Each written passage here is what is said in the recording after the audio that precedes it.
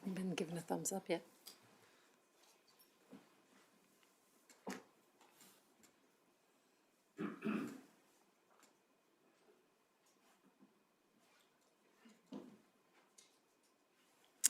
Good afternoon, everyone. I'll call the Tuesday, March 10th, 2026 regular council meeting to order. I'll start with our land acknowledgement that the City of Fort Saskatchewan is located on Treaty 6 territory in Métis Nation of Alberta, District 11. We recognize that we stand upon land that carries the footsteps of many Indigenous people, including the Nehiyawak, Dene, Blackfoot, Saulteaux, Nakota Sioux, and Métis. The City honors First Peoples of this land and is committed to fostering reconciliation through relationship building, knowledge gathering, and education. I'll start by asking for an motion to adopt the agenda. Councillor Harris. I would move that we adopt today's agenda. Thank you very much. I'll accept the motion. Is there any changes? Not seeing any, I'll close the motion. Please cast your vote.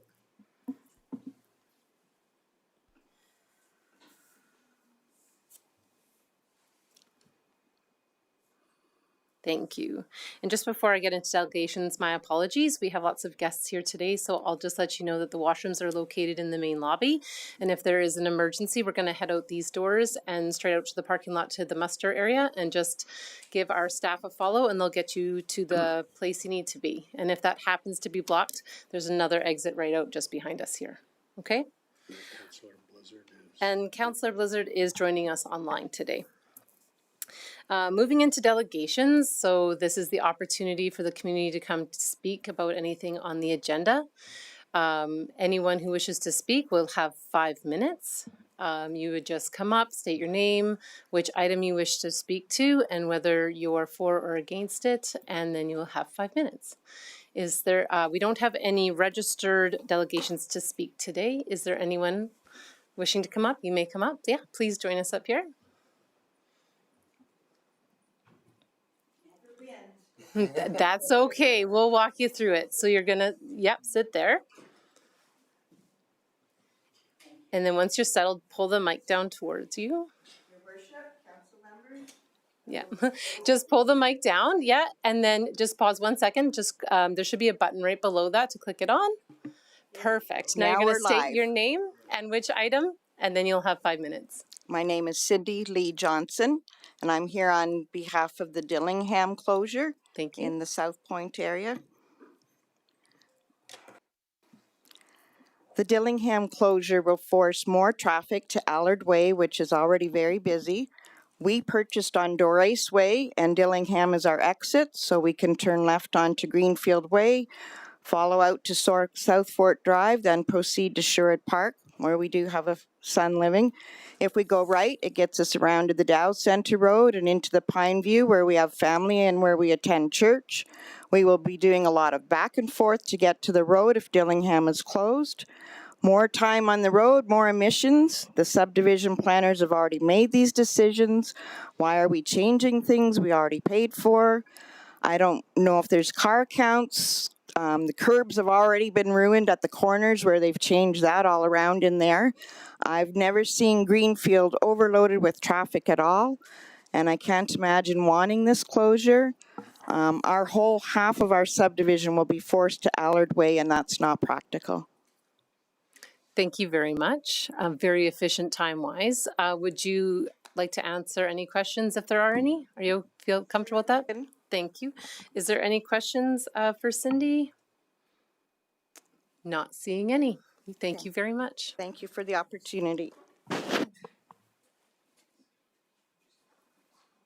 Is there anyone else who wishes to come up? Yep, absolutely.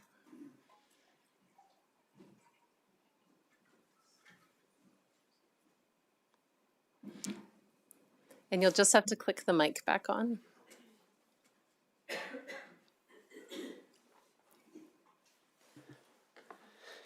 Okay, my name is Doug Eastman, and I'm going to speak on the Dillingham Way closure.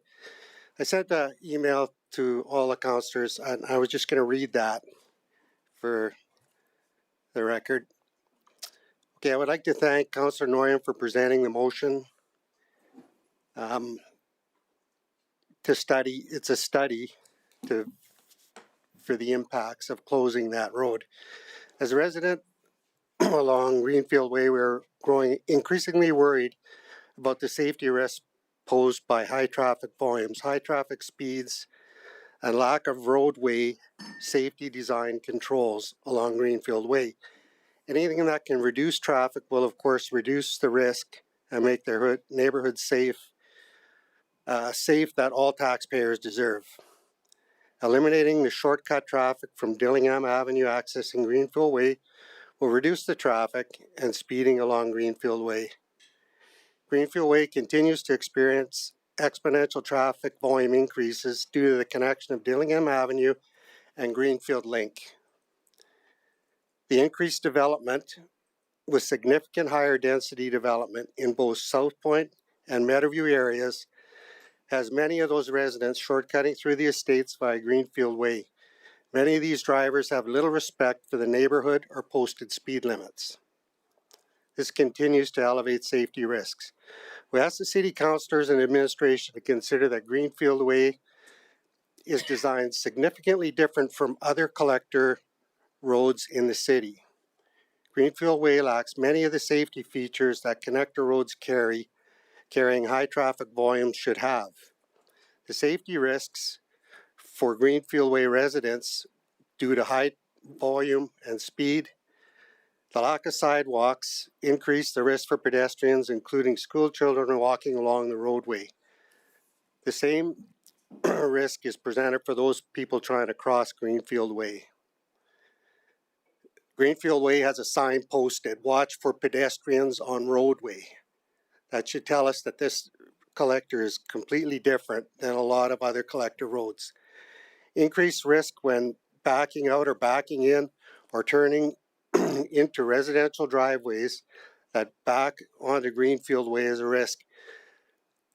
Every driveway along Greenfield Way, at least in the estates between Dillingham and Southport, backs onto that collector road.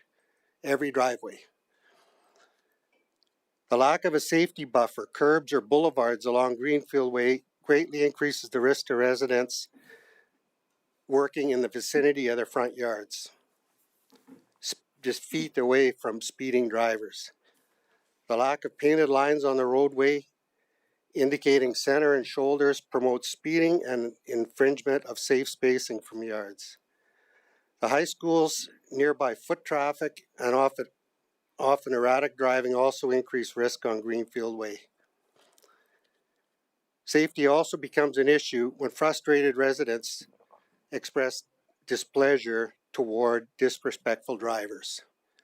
So people along Greenfield Way that have been frustrated and let that known to somebody speeding by, they put themselves at risk.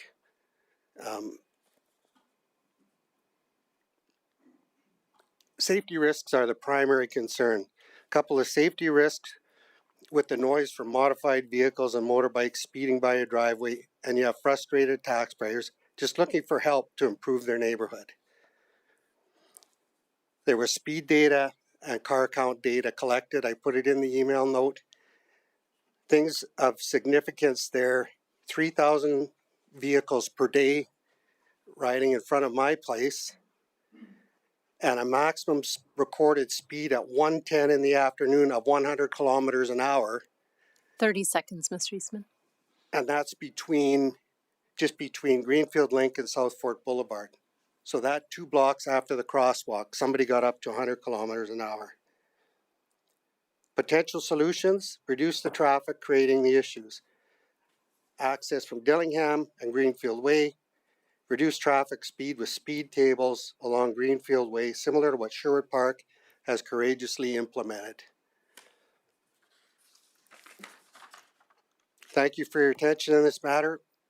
Hopefully you take into consideration the differences of Greenfield Way to other collector roads and the risks associated with that. And I understand the real root of the problem is high traffic, high speed, disrespectful drivers.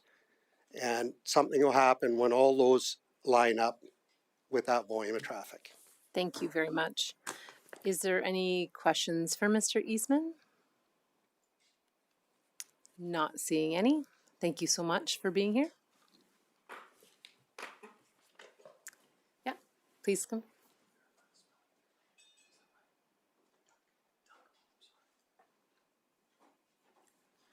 Okay. That's okay. Just click the mic back on and just a reminder, say your name and which item you would like to speak to. I am Amy Muscolzi. I am here to speak to the Dillingham closure. I am against it. I can understand his thought on how closing this will make his life much easier. They've redone that corner now 3 times, or twice, sorry, my bad. They've added the new, what I thought were speed bumps, but he has informed me that they are just sidewalks with lifts. On Allard Way at any given time, there's a large amount of traffic trying to get out of. I live in Daly Place, so I just live a few streets over. I only go that way if I'm going towards, the high school or something. Otherwise, I go the other way. But there's always a large amount of traffic on Allard Way. So if you close that, you're now just going to have a traffic jam with buses stopped at 8 a.m. every 5 feet. You are never going to be able to get out of that neighborhood. If you close you either have to go Allard Way or by the school that starts at 8 a.m. So there's no way you'll be able to get out of that neighborhood if you close that road. And I understand safety. Totally. You guys have already done a whole bunch of work on that road. Why not add curbs now? Sure. Sounds great. But that's my opinion.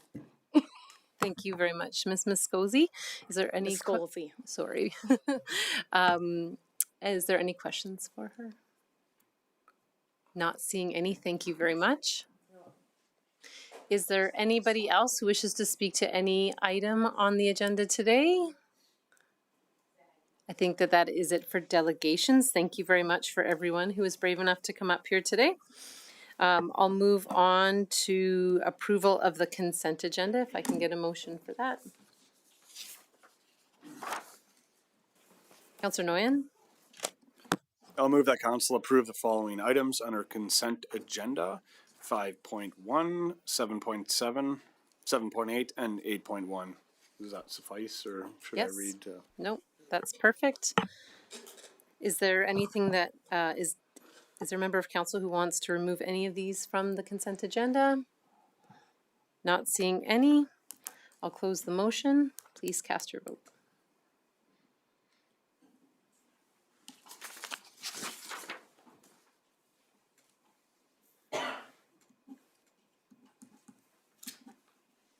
Thank you very much. That is carried. All right. Next on the agenda, we have presentation 6.1, River Valley Alliance shareholder update. Please welcome. The minutes is on the consent agenda. Yeah, no problem. Welcome, Christine Archibald, Executive Director of the River Valley Alliance. Hello, good afternoon. Thank you for having me here today, Mayor and Council.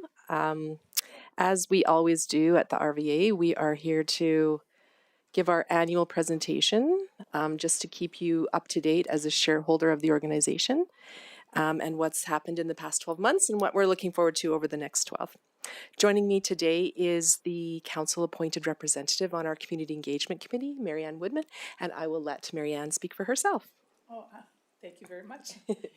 I just want to say... Sorry, can you just pull that microphone down and towards you? Yeah, and then turn the button on. It should make it red. There you go. Perfect. Thank you. Welcome. I just want to say I am honored to be a member of the River Valley Alliance appointed by City of Fort Saskatchewan for Community Engagement Committee. I've helped with many events over the past 4 years and have met a lot of really great organizations within City of Fort Saskatchewan. The last event that I thought was so exciting was with the Youth Council, and we did geocaching at West River's Edge. So our involvement with the City of Fort Saskatchewan is not just promoting the River Valley, but just promoting actually the rich history of Fort Saskatchewan as well. So thank you for my appointment. Thank you. Okay, so we'll just step into a little bit of a slide presentation. I won't take up much of your time today. So just at the agenda, a little project overview, what's been accomplished, where the project stands today, how the final connection of the last 25 kilometers of the proposed 100-kilometer trail is being advanced, and our outlook and next steps. So just the project at a glance. So this is a map that shows the extent of the trail going through the 6 municipalities that are our shareholders. The red line depicts completed trail, fully connected and accessible. The yellow highlighted line is the last part that we're just working on, that last 25 kilometers in southwest Edmonton to complete this decades-long project. So what's been accomplished lately and overall? Well, in the last year, we opened the Squatchie-Ashokan Beaver Hills Bridge between Strathcona County and Edmonton. Lots of great feedback for that. It's already being very well utilized, especially by cyclists. It effectively connected 75 kilometers of the trail. So it was a big piece of infrastructure that we'd been hoping to achieve for a very long time. And overall, the last 15 years, we've actually completed 14 major capital projects across the 6 municipalities. It's a lot of the trail here in Fort Saskatchewan, along with the underslung Highway 15 bridge, and the pavilion in West River's Edge Park, were some of our projects here. Also, one of the big things we did over the last couple of years was our Indigenous-led trail naming that led to the Indigenous trail name Squatchius Ameskano, which means Beaver Hill Road. And the interpretive sign that you're seeing on your screen there's 8 of those across the municipalities. There's 1 in West River's Edge, and there'll be a symbol, a wayfinding symbol going out this year as well. So why does completion still matter? Well, it enables that regional scale economic and ecotourism activity that a 100-kilometer fully connected trail will give us. This is world class. It's iconic across the continent, not just here in Canada. It will attract international visitors. Also, it supports, of course, our active transportation piece, health and daily access to nature, protects our sensitive river valley areas through planned managed access, and embeds reconciliation through Indigenous language interpretation and stewardship. Where the project is today, so like I said, we have 25 kilometers located entirely in southwest Edmonton. The gap begins at the Southwest Anthony Henday Bridge in Edmonton, and it ends at the border with Devon. This connection, once it's done, will connect all 6 municipalities and enable consistent wayfinding, stewardship, and visitor experience across the regional corridor. So what are we up to over 26 to 2030? We just updated our strategic plan. It included a realistic and phased timeline for completing that last 25 kilometers, which our board of directors has deemed our priority. So we're focusing on funding alignment right now with the City of Edmonton in particular. Urban Planning Committee for the City of Edmonton on January the 20th actually directed administration to create a comprehensive report outlining the detail that would be needed to complete the last 25 kilometers, including funding options and phased options for completion. So that report is due back to urban planning on January the 20th.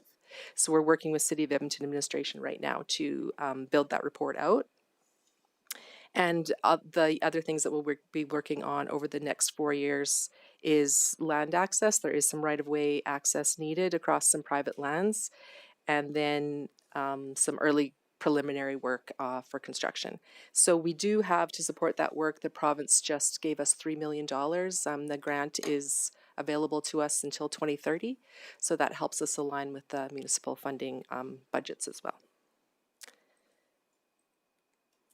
So how we're planning on delivering the delivery is being sequenced. 26 to 27, we're working on that funding alignment piece with the city and land access. 28 to 29 will be preliminary design and construction, and hopefully 29 will begin construction. As I'm sure you're all aware, construction's the easy part. It's all of the preliminary work and funding alignment that goes into it that takes all the time. So what is the RVA's role? Maybe for some of the newer councillors, I'll just give a little overview. We were established in 2003 by actually the 7 municipalities that border the river. Leduc County had their lands annexed by the city of Edmonton, so they stepped off. So now there's 6 municipalities that we represent to coordinate across jurisdictions the creation of this connected trail. So that's what we do. We collaborate, we communicate, we align partners. We mostly look after bringing in other sources of funding from the province and the federal government, as well as perhaps private and philanthropic funders. We are a registered charity, so we can take donations from anyone. We do still respect the municipal ownership and decision-making authority that is, of course, within every boundary of our municipalities, and we help to reduce the delivery risk through all of that planning and collaboration. So the investment network, we're looking at a cost for the last 25 kilometers of about $24 million. Now that does not include that does not include the $3 million the province already gave us, so we're down to $21 million.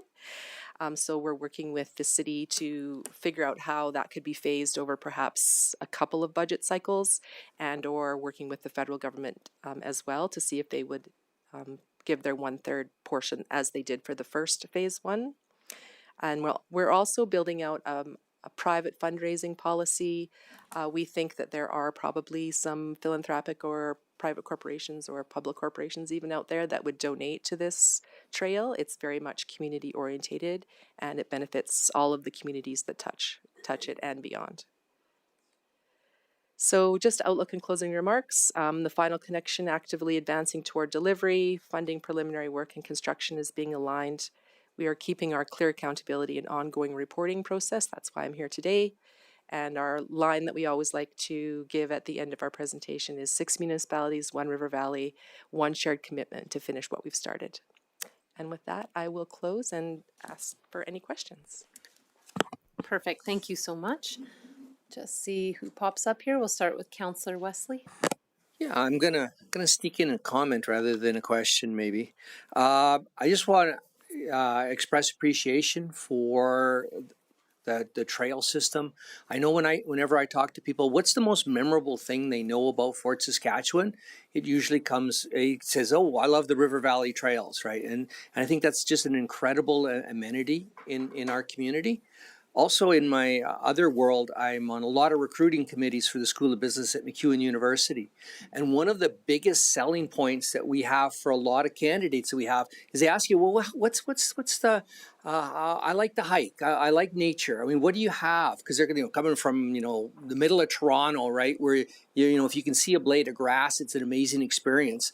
And then, I tell them about, hey, you know what? We've got this wonderful river valley. I try to sell them on Fort Saskatchewan. Sometimes I haven't been successful, but they really love the fact that it's so connective and it stretches from such a long distance from one end of the area to the other end of the area. And so I'm just gonna, do my little political pontificating a little bit and just say that this is just a great amenity and just to keep up the awesome stuff that you folks do in maintaining its greatness. So thank you. Thank you for that comment. Councillor Harris. Christine, and thank you very much for the presentation. I think this is really good.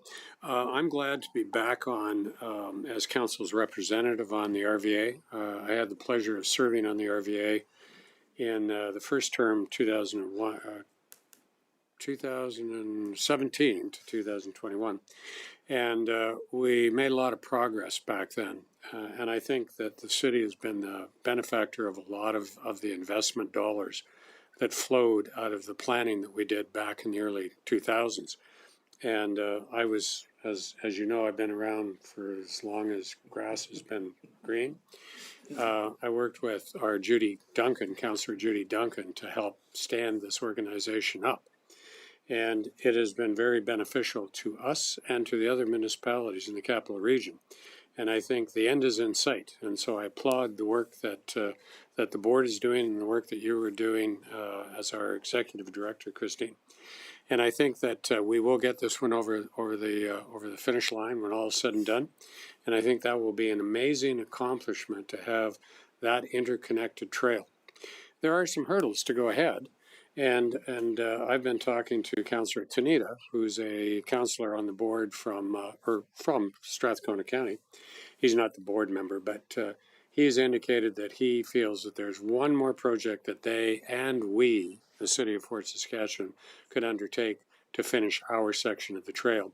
So I will be bringing that up in our budget, capital budget discussion, to see if there's an opportunity that we can finish what we need to finish, small portion.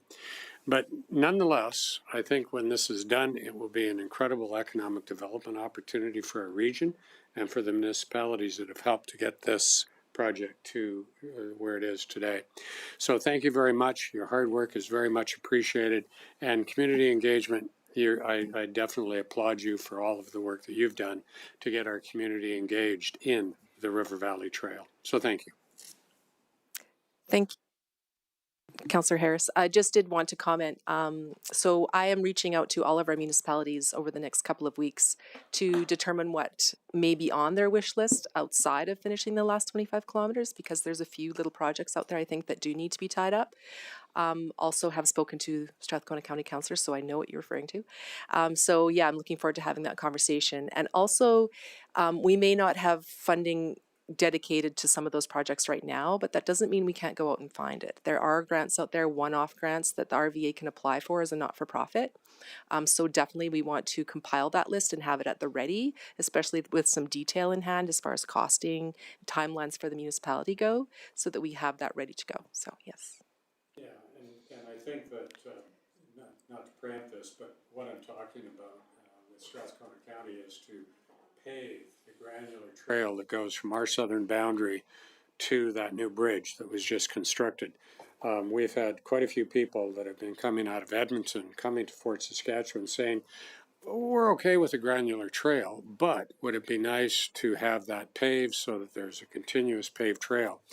And I think when we first constructed that section of trail, it was always seen to be in a rural area. And the aggregate trail was what was considered to be a reasonable level of service. But now with increased traffic coming forward, I think more people can enjoy it if we make it a fully paved trail from here to where it will eventually get to when it gets to Devon. So that's what I'll be bringing forward with council, just to give you a little bit of advance notice. But I think it's a wonderful success story, so thank you very much. Thank you.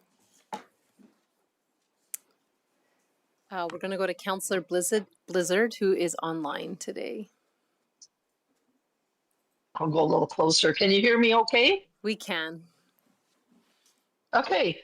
First of all, I just want to say thanks for all that you do already. I think our trails, actually in Alberta in general, all the cities have amazing trails, period.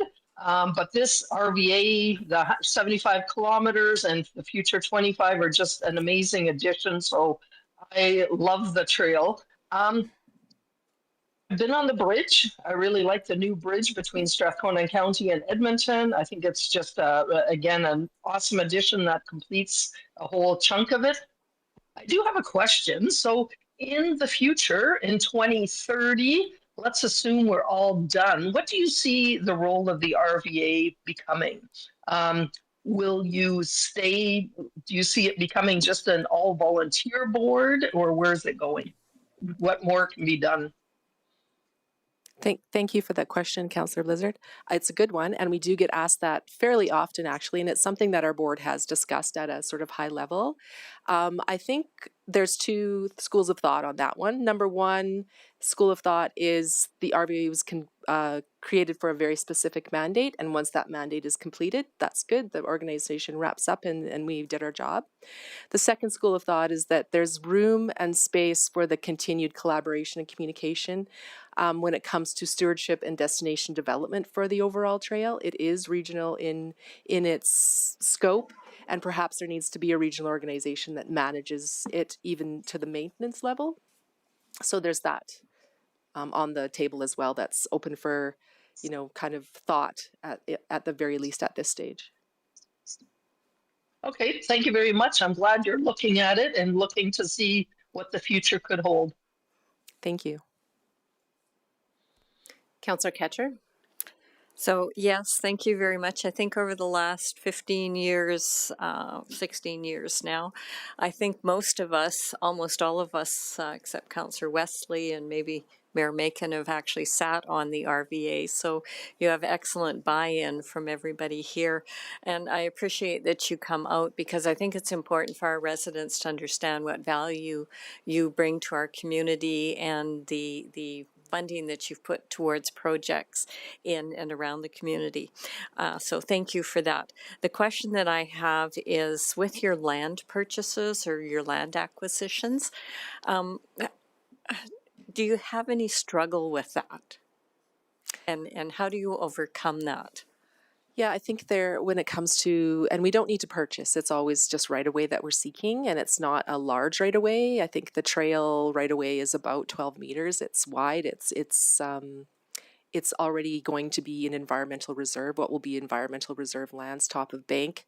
So it's not sort of already designated. The city of Edmonton, even in their ribbon of green strategic plan, already has the trail going through the lands.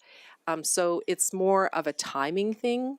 And we have ongoing really conversations when we can with the landowners in that area. They're certainly well aware that the trail would like to come through at some point. It's just a matter of when we have those conversations, when we don't have details around timing or funding, then they're hard to have. But we are starting to narrow those windows, so the $3 million that we got from the province can be utilized toward right-of-way access. So that gives us the funding and the timing if we're going to align with the City of Edmonton, which we're working on right now, and what their timing priorities might be, then we can also nail down the timing. So once we have those two pieces in place, it makes the conversations with the landowners much easier. Okay. Yeah. Okay. Thank you. Thank you. Thank you very much. That looks like all the questions for you. I think saying that it's going to be a great accomplishment is probably an understatement. I cannot wait for this whole trail system to be finished, and really it's going to be quite an attraction for our region, and just very proud of all the work. I was the alternate for one term, and I think Councillor Harris let me go to one meeting, and it was good. So thank you very much for being here today. We really appreciate your engagement with us. Thank you very much.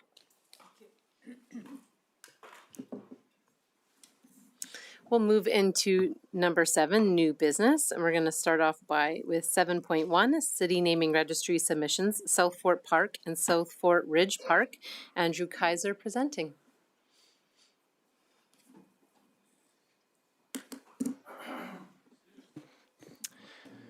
Good afternoon, Mayor and members of Council. My name is Andrew Kaiser, and I'm the Director of Legislative Services, and I am before you this afternoon to present the renaming of South Fort Park and South Fort Ridge Park for your consideration. The city naming policy and procedure establishes how names are added to the city naming registry and how those approved names may be applied to municipal assets, such as parks. Once a name has been approved by Council to be added to the registry, Council's role is to then approve the application of those previously approved names to municipal assets. In the case of the two names before you, the name Dr. Walter Alexander Buck was added to the city naming registry by Council on May 13th of 2014, and the name Raymond Truscott was added to the city naming registry by Council on August 26th, 2014. Both names remain on the registry and can be applied to an asset with Council approval. The first park for your consideration is South Fort Park. South Fort Park currently has an unofficial name derived from the surrounding neighborhood. Administration has identified this park as a suitable candidate for a formal naming in accordance with the naming policy.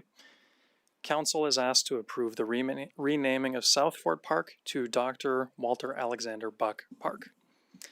The second park is South Fort Ridge Park, which also carries an unofficial neighborhood-based name. Administration is recommending that Council apply the name Raymond Truscott Park. If Council approves both renamings, the new park signage will be installed at each location, and these associated costs have already been approved through the 2026 capital budget process. There will be no additional funding required. Naming ceremonies and signage unveilings will be held this summer. And that concludes my presentation, and I welcome any questions. Thank you very much. Councillor Randawa. Yeah, thank you very much for your presentation, Mr. Kaiser. I'll just put forward the first motion if that's okay. Are these separate motions they're supposed to be or I together? believe so, Yes, we consolidated both namings into one report, but they're two separate motions. Okay. I'll make the motion for the first one that the renaming of South Fork Park to Dr. Walter Alexander Buck Park be approved. Thank you. I'll accept that motion. Do you wish to speak to it? Yeah, just speaking in favor of it, I think it's always great when we as a municipality can continue to appreciate some of the amazing individuals that have built this city and made it to where it is today. So with that, I know this individual has been on our naming registry for some time, and for good reason. And I think it's great that we can kind of recognize them in an appropriate manner. So with that. Thank you very much. Councillor Ketcher? So of the two that are coming forward, I've probably known both of them the longest. So I'm just going to give a little bit of information on each one as they come forward, because I think it's really important. When these ones came forward in 2014, there was just little paragraphs that were made of each one of them. And since then, we've actually put in our policy that the applications have to be more fulfilled with information about them. So with Walter Buck, and I have known him for quite a few years, he was a very loving, devoted person. And for 22 years, he imparted his passion for dentistry and community as an associate professor for the U of A and the School of Dentistry. And it was his intense belief that led Walter into politics in his late 30s, and he served as a member of Legislative Assembly from 1967 to 1989. And during this term, he was an independent as well as a social credit. And I think one thing that a lot of people don't know what happened back in the day is because of where his constituency was. That is why the province only twinned the road, Highway 15, up until his constituency border. And that's why it took us so long to get that piece of Highway 15 and the bridge twinned. So, it makes a difference who's in your politics on how you get things accomplished. He did embark on his third career. He built a 27-hole golf course, Fortin View, just across the river in Sturgeon County. And I didn't realize, I thought he has maybe been on Fort Saskatchewan Council, but he wasn't. He actually represented 2 terms on the council for Sturgeon County. He was, for anybody who knew him, he was a real loving soul and he touched the lives of so many. And he was always wearing his kilt, his red kilt. And when I was finishing doing some of my research on him, I found the picture of when we actually did an anniversary ribbon cutting for Fortin View, and it was his family, and he had that kilt and he had the biggest smile that there ever was. Now, information that we probably didn't know that I had to dig up. In 1963, the community was in desperate need of a new space for the golf course and the curling club, so he joined with others to start the Fort Saskatchewan Golf and Curling Club. Did not know that. By 1966, the new curling club space was officially opened, and Dr. Walter Buck was named the first president of the joint Fort Saskatchewan Golf and Curling Club. Walter and his wife, Laura Marie, had a real connection in Fort Saskatchewan with the Boys and Girls Club. For several years, he worked with the BGC to host an annual fundraising golf tournament, and later the BGC named the event the Walter Buck Memorial Tournament in his honor. The last time that Walter was seen in public by many members of the community was at Queen's Diamond Jubilee Medal ceremony, where he was one of 5 Fort Saskatchewan residents honored. And although he was very ill at that time, he said he was so honored to have this honor bestowed upon him. And for me, it was a reminder that when people do so much for the community, they need to be honored while they are around to see it. Walter, I know looking down on us today would be very happy to see his memory and his legacy live on. He passed away March 14th, 2013 at the age of 82. So because we only had a little blurb in our naming register, I have provided that for further information. Thank you very much. That was really nice, Councillor Ketcher. Thank you so much for that. I'm not seeing anybody else. Councillor Andawa, do you wish to close? No, Councillor Catcher said it very well. Thank you. I'll close the motion. Please cast your vote.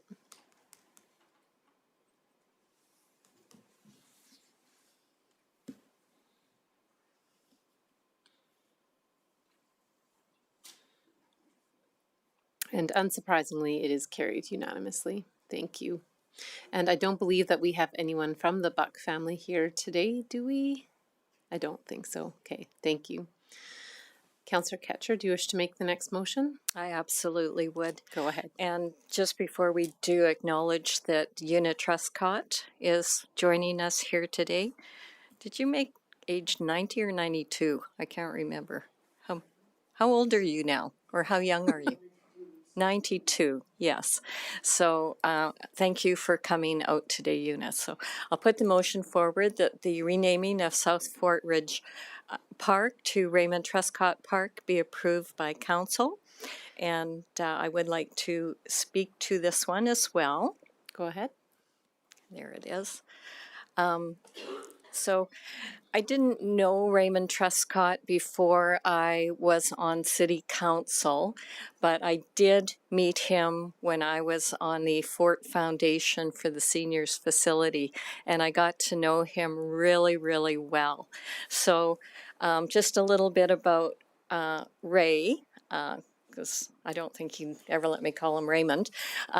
As a young man, he trained as a machinist and worked his first job as a steam engineer with the Merchant Navy, and later in a drafting office in Halifax shipyards. And in 1969, Ray and his wife Una, who is joining us here today, and their son David, moved from Halifax to Fort Saskatchewan. I can't even imagine that move, where he worked as a project manager for the Imperial Oil's Redwater Fertilizer Complex until he retired in 1994. He became very involved in volunteering in Fort Saskatchewan and was passionate about preserving the history of Fort Saskatchewan. Now, I learned some of this from him, but some of it I had to get information on. He was instrumental in establishing the Fort Saskatchewan Museum. Did not know that. Given his background in drafting and engineering, he took charge of the surveying and drawing up of the first plans for the museum grounds, now known as Peter Ream Park. And as I was just speaking with Una, I think she just indicated that was it the Kulak House? He was responsible for getting the Kulak House onto the museum site. So, you know, he just had a huge passion for it. Any opportunity that Ray could get to make a difference in the community, he jumped at the chance. In 1975, as Fort Saskatchewan was about to celebrate the centennial, he signed up for the Fort Saskatchewan Centennial Committee, helping the council of the day making the centennial celebrations. And I had to Google a whole bunch of this because I didn't have all of it, but man, when you Google people, it's there. In 2007, he joined the Alberta Seniors Game Committee that was held in Fort Saskatchewan and diligently working with logistics to ensure the event was managed professionally and visitors felt organized and welcomed. He served on the Fort Saskatchewan Foundation Board, and that's where I met him, as a member at large for 3 years, and then spent 4 more years as the chair of the foundation. And he utilized his experience as a project manager to examine the needs of Fort Saskatchewan's current and projected seniors population, including providing recommendations for what lodge accommodations were required. And his famous quote on the board was, "Don't chase the money unless you know what you're chasing it for." And I always loved that, and it has always stuck in my head because for a number of years when I sat on that committee from 2007 to 2010, the conversations were about, oh, we should build a second story on this. We should remodel it. And he finally just said enough was enough. And he said, don't chase the money. He said, let's plan for what we want and then go after it. So he pushed the board to complete a study, including plans for the future lodge and presenting it to the provincial government for funding. His plan and his management of the board resulted in the new lodge to be approved by the provincial government. And I know that's one project in this community a lot of people try and take credit for as well. So I think it's always important to give credit where credit is due. In his spare time, he loved building models and took up bird carving. And just prior to his retirement, he took the art seriously, and he joined the Edmonton Decoy Carvers Association in '85 and later became the president. He read and studied and even traveled as far as Louisiana to take lessons, and after winning ribbons in both Alberta and Western Canada competitions, Ray made the decision to teach bird carving at senior centres, primarily in Edmonton. His carvings are so beautiful. They are just amazing. He won the Art in Public Places competition in 2011 in Fort Saskatchewan. And some people may say, well, where is his carving? He was very insistent that it had to be appreciated by seniors. So it is actually on loan to Dr. Turner Lodge, and I believe it's in the front foyer. That was his request, to have it housed there because of his love for seniors. He was a devoted husband to Una. He enjoyed teaching his sons David and Derek and 3 grandsons, and he always had the value of community. Of their 2 sons, David and Clarice, along with his grandsons, still reside in Fort Saskatchewan to this day. So very deep roots, and we thank Una for being here to celebrate Ray's honor for everything that he has done in this community. Thank you. Thank you very much for that again, Councillor Ketcher. Certainly the individuals today set the bar very high for future park namings.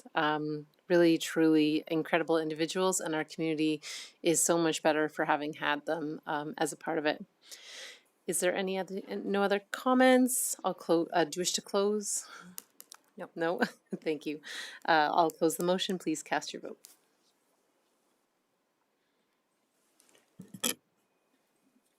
Could we get a picture of you? Yep.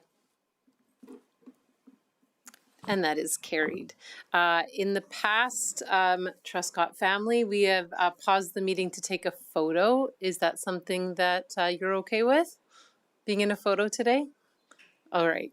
All right. We'll take a pause and then we'll take a photo, and then, you know what, why don't we just take a break, and as soon as we're done this, then just a quick comfort break before we get into the next set. Thank you.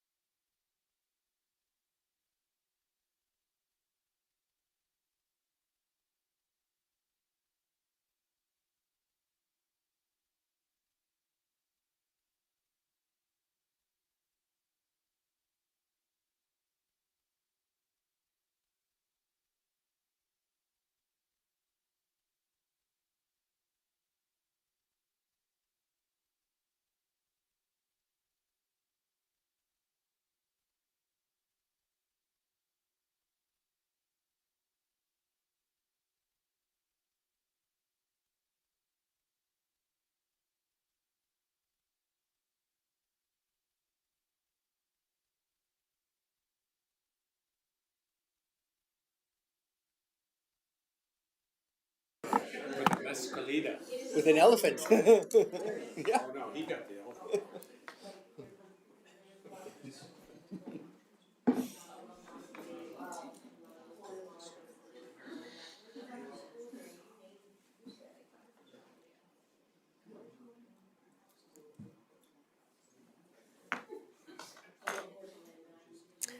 And welcome back. We'll move right on to 7.2, Transit Fleet Capital Budget Adjustment. Lindsay Radford presenting. Yeah, good afternoon, Mayor Macon and members of council. My name is Lindsay Radford, and I'm the transit supervisor here with the city. So the purpose of the presentation today is to request a decision from council to amend the project cost and operating impact for capital project 25010 Fleet Edition local transit buses approved during the 2025 budget deliberations. So just a bit of background first. In 2016, local transit routes were introduced to neighborhoods in Fort Saskatchewan. Since that time, no significant changes have been made to the network or to service levels. In 2024, the Transit Review and Action Plan made recommendations to expand the local service, which would require additional buses. In 2025, Council approved the purchase of 2 new buses with a budget of $480,000, as well as an $80,000 operating impact to the replacement reserve. Proposals received during the request for proposal process exceeded this approved budget. So to meet the current service standard and to improve service reliability, 2 additional buses are required. A more detailed analysis of the need is available in your council report. The cost to procure buses has increased drastically over the past year, surpassing inflation. Responses received through both the first and second round of public procurement included a 50% cost increase over the 2025 approved budget. So outlined here are the costs to procure the 2 new buses based on the prices that were included in the most recent RFP.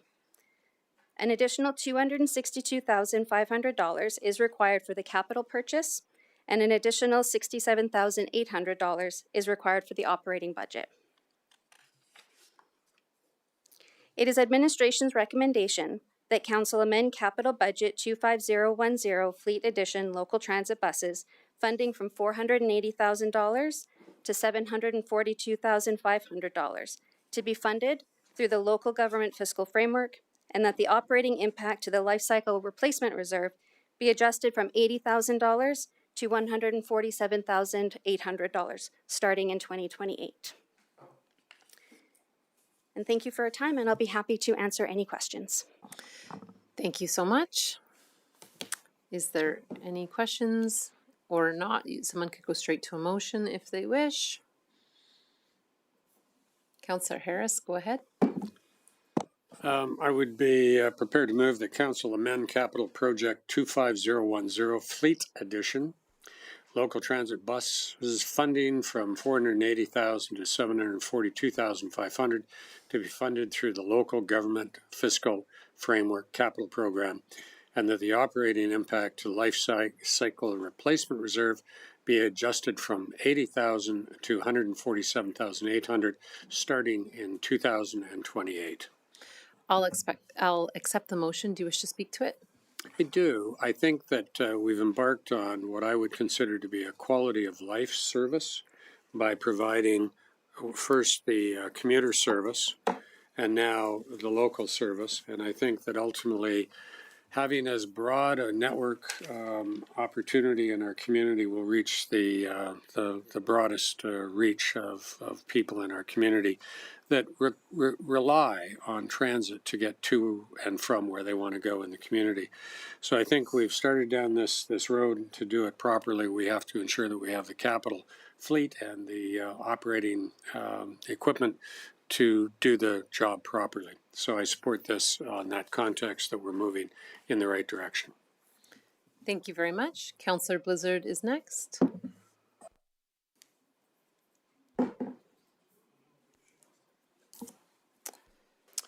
We might be having a technical difficulty. Yeah, it appears that Councillor Blizzard is disconnected temporarily. We'll get her back online and back in the speaking order. No problem. Not seeing anyone else though. Okay, go ahead, Councillor Wesley. Sure, I'll fill in the time while Councillor Blizzard is sorting out the technical difficulties. I totally respect everything that Councillor Harris said. My concern, I guess, with this is how much becomes too much. I'm comfortable with prices that go up by this degree. I guess, I really don't see the city of Fort Saskatchewan as having one of those fancy black American Express cards that Councillor Randawa has. And so when we start, seeing cost increases going up by 75%, and we had issued this last year, and we said no, it was too high then, and now this year 50% is an increase or the requested increase is okay. I'm also uncomfortable with it is when we're starting to expand these services, we don't know that we're expanding them necessarily to bus riders. I know we're expanding them to communities and to people in communities, but we haven't really done any deeper dive that I can see that suggests that these households are actually going to use or need transit, and perhaps they may even have alternative transportation choices outside of transit. So for me, it's still a little bit premature to necessarily approve this, increase in spending just carte blanche. I'd also like to see maybe a little bit of time as to whether we get any money for the federal grant. I mean, so there's just a lot of unanswered questions to me that makes it a little bit uncomfortable for me to necessarily back this particular motion. Thanks. I'm going to give Councillor Blizzard another go here. I think she's back online. Welcome back. Yes. Sorry, I don't know what happened, but you lost me. I get it that prices have gone up quite a bit in the last few years, and maybe the last year's 480 was way lower than it should have been to begin with. Prices have jumped for almost everything. When we looked at the fire department, they were much higher than we estimated also. I do have one question. How long do we expect the buses to last? And we've had now busing since 2016 or 15. Have we replaced the original buses? Because I just find 147,000, that would mean replacing these two buses in another 7 years or less than 7 years. So can you expand on that? I asked that through the mayor too, Councillor Blizzard. The life cycle of these buses is about 6 years. We try to get 7 years out of them, but we do plan to replace them after 6 years. So we have gone through one replacement already. So the 3 buses we have on the road today have been on the road for just about 2 years now. And these 2 additional buses to be going on the road in 2027, we would look to replace them 6 years after that. Okay, thank you very much. I think it's something we're going to have to do if we wait. We're going to have higher quotes yet.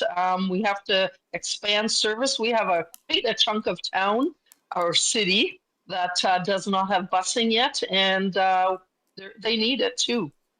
Thank you. Thank you. Councillor Randawa. Yes, thank you very much for your presentation. I wasn't here for the 2025 budget and like the decision that had been made previously, so I do have a number of questions, if that's all right. So at a high level, can you help me understand? So we have 2 routes, we have 3 buses. These 2 buses would take us then to 5 buses. Is that fair for reliability issues and so forth? So is that what we feel we need? We need about like 2.5 buses per route? Through the mayor to Councillor Randawa, it's not an exact formula like that, but normally you do want to have at least 1 spare for at least every 2 buses. So by increasing our fleet to 5, this will allow us to expand service and also our spare ratio.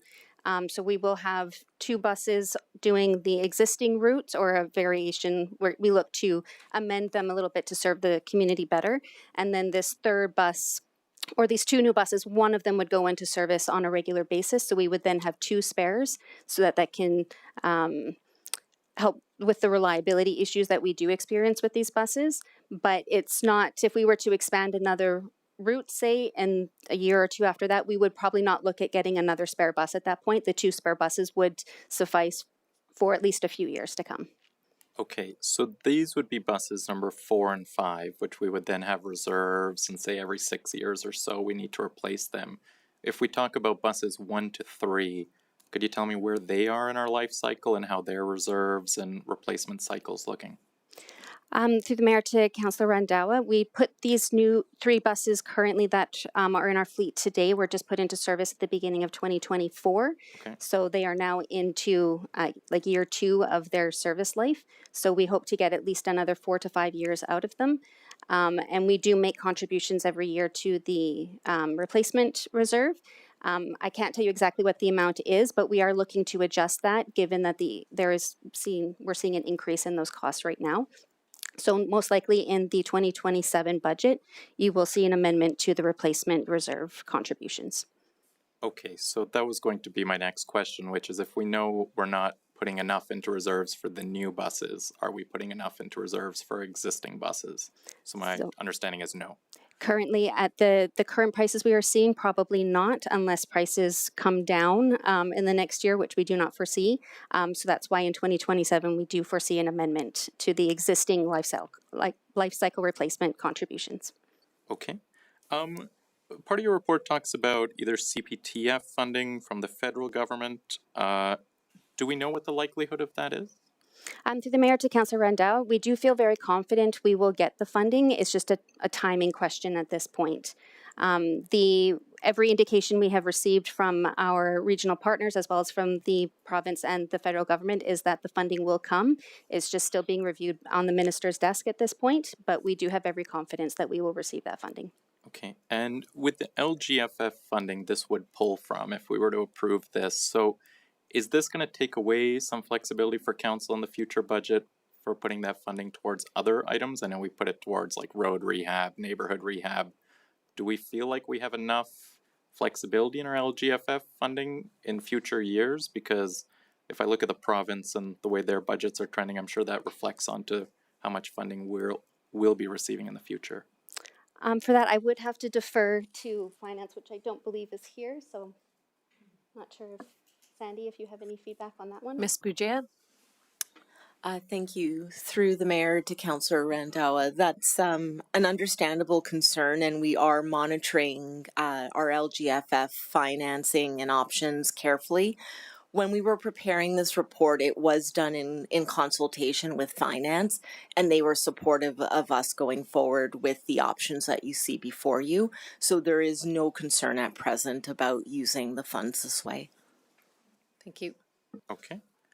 Do you want me to come back to you around 2, or are you close? Yeah. I can. Sorry, okay. I have more questions, so I can give someone else. Yeah, I'll come back to you then. Sorry, Councillor Ketcher, I accidentally turned it off. Thanks. Go ahead. Okay, thank you.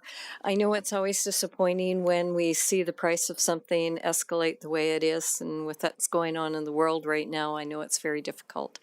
You know, I even though I hate the price funding of this, I do support the fact that we need to get these new routes into place, because when you think about how many students that are coming up that we would like to get them used to riding the bus as opposed to having to run out and buy a car and have $4,000 insurance per year and all the costs associated with it, I think it's very responsible. And there's a lot of people in our community that don't drive. And I actually witness that a lot when I'm going to Cornerstone on the weekends, people who are walking to work in that. And even with that, our services aren't at the level they should be, because these people don't have cars, they don't have the ability to get a driver's license. So I am one that really supports local transit, and the sooner that you can get it going. Sometimes they say it takes a generation. Well, it does take time to get people used to riding the bus. And I know when I'm driving around Fort Saskatchewan on the routes, I see a lot of people riding the bus now, and a lot of them are students. So I think that that's the generation that we're really trying to target. So I'll support this motion. Thank you. Thank you. And I'll go next in the speaking order. I support this motion. I heard a lot on the campaign and even just over the last few years on council just about not meeting the needs of the community because we don't have buses in those areas. So we do need to continue maintaining our transit so that we can grow with the community. It's unfortunate that these costs are here, but I am satisfied that the LGFF funding is going to be there, and we have to make this decision to get those buses purchased. So going to Councillor Nguyen, still on round one. Yeah, thank you. Just a quick question. If there was any other consideration given to a product or a model of a vehicle that might fit the $480,000 budget instead of sticking to that particular type of vehicle and transit model that we have in operation right now. I think we do things for a reason with the buses and the numbers of ridership that we use, but perhaps there was an alternative that could maybe get closer given the significant inflationary figure that we're looking at for this proposal. I guess that through the mayor to Councillor Nguyen, we did look at different bus types. This is one of the smallest bus types we could get at the cheapest price tag.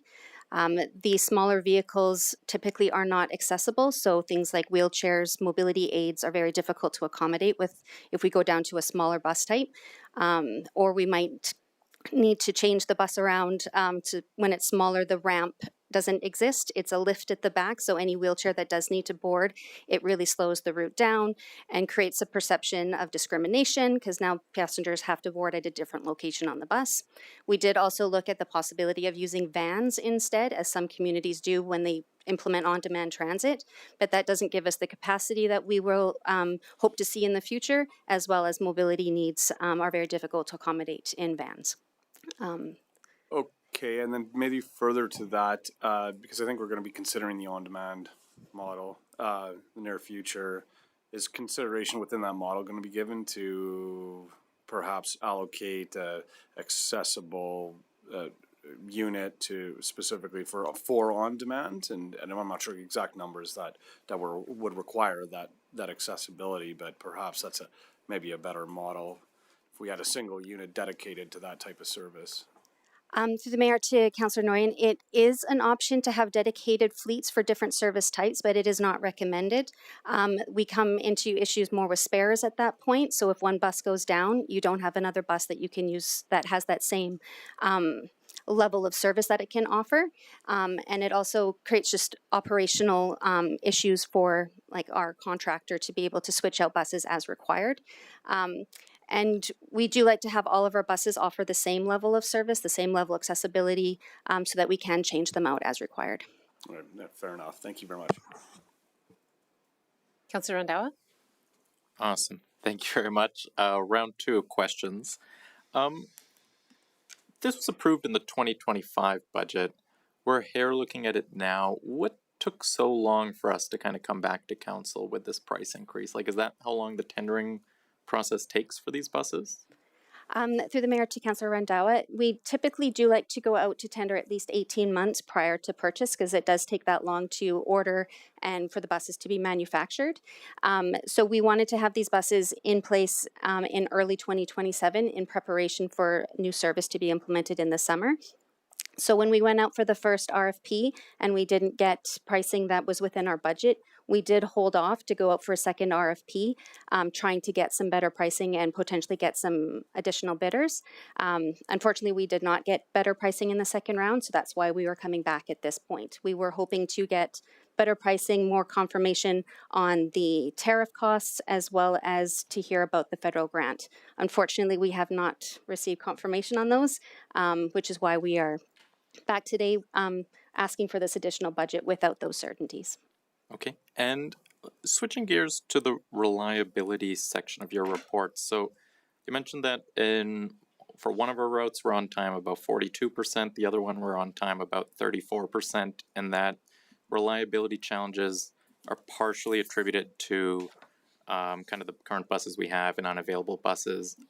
What kind of difference do we expect to see in those on-time numbers with the purchase of these buses? Because I'm not a transit expert by any means, but that seems low to me, those kind of on-time numbers. So through the mayor to Councillor Randall, we do experience significant delays on our local routes, sometimes due to wheelchairs, but also just due to the amount of distance each route is expected to travel within the 30-minute travel time, trying to cover as much of existing Fort Saskatchewan as we can.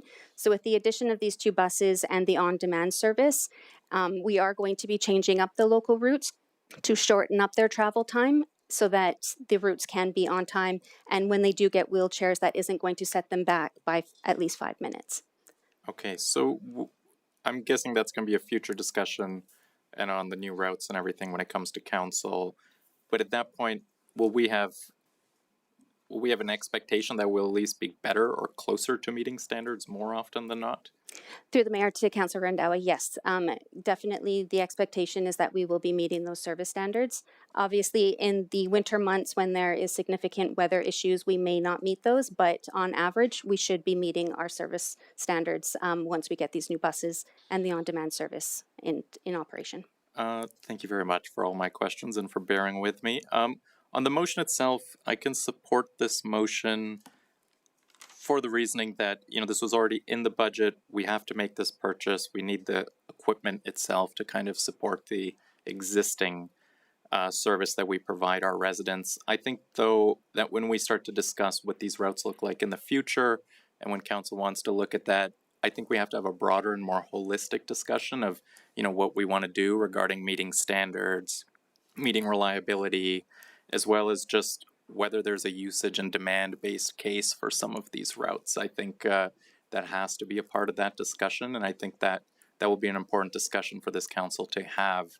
As somebody that took a lot of transit over the last couple of years while I lived in London and England, I wasn't swiping this magical black card that Councillor Wesley likes to discuss, but I took a lot of the tube in a double-decker, and let me tell you, like 30% of the time, they're more than 10 minutes late.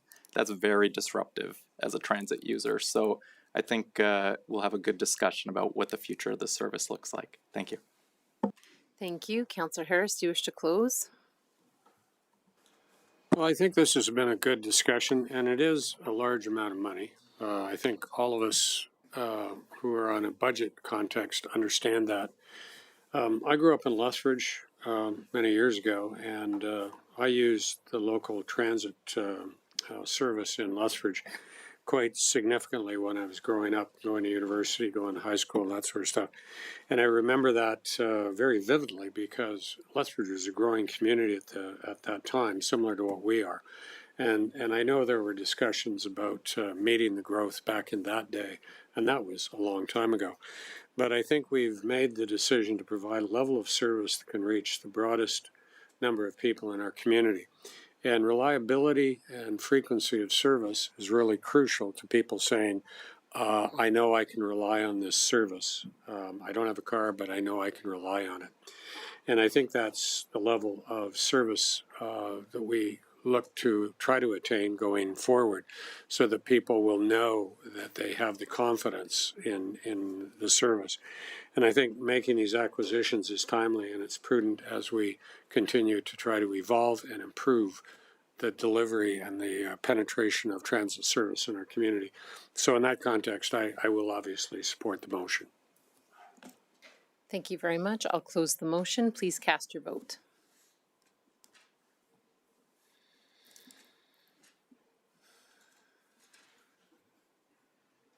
And that is carried 6-1.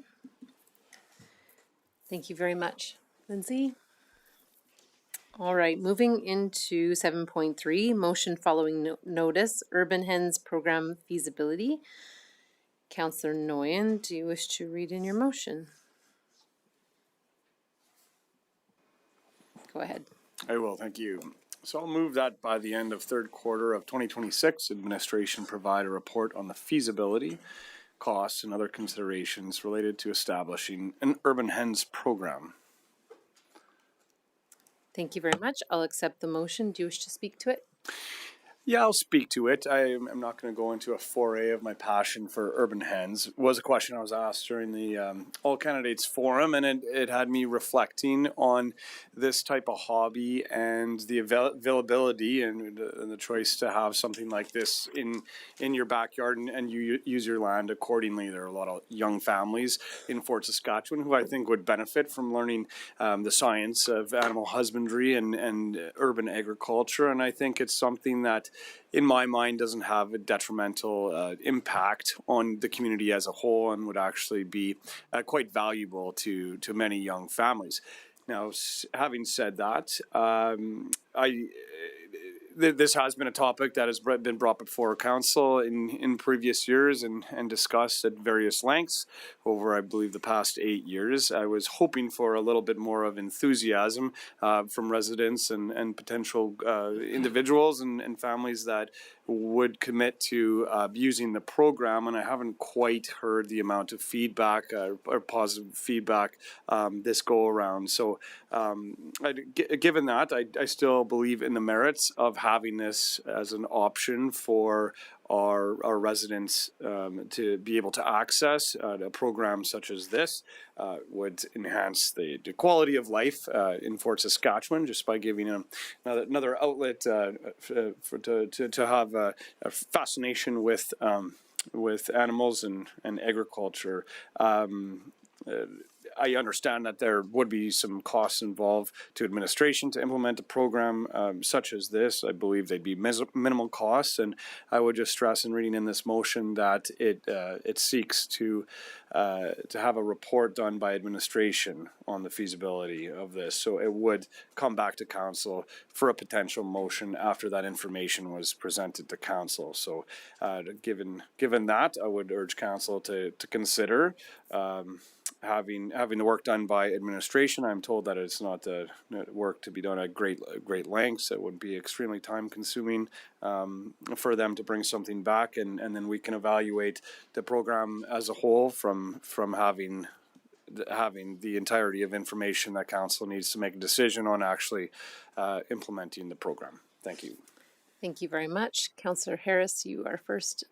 I will not be voting in support of this particular motion for a couple of reasons. One, I don't believe that it would benefit very many people in our community, and if anything, we'd be creating, implementing, administering, enforcing, and following up on a program that ultimately would benefit very few people.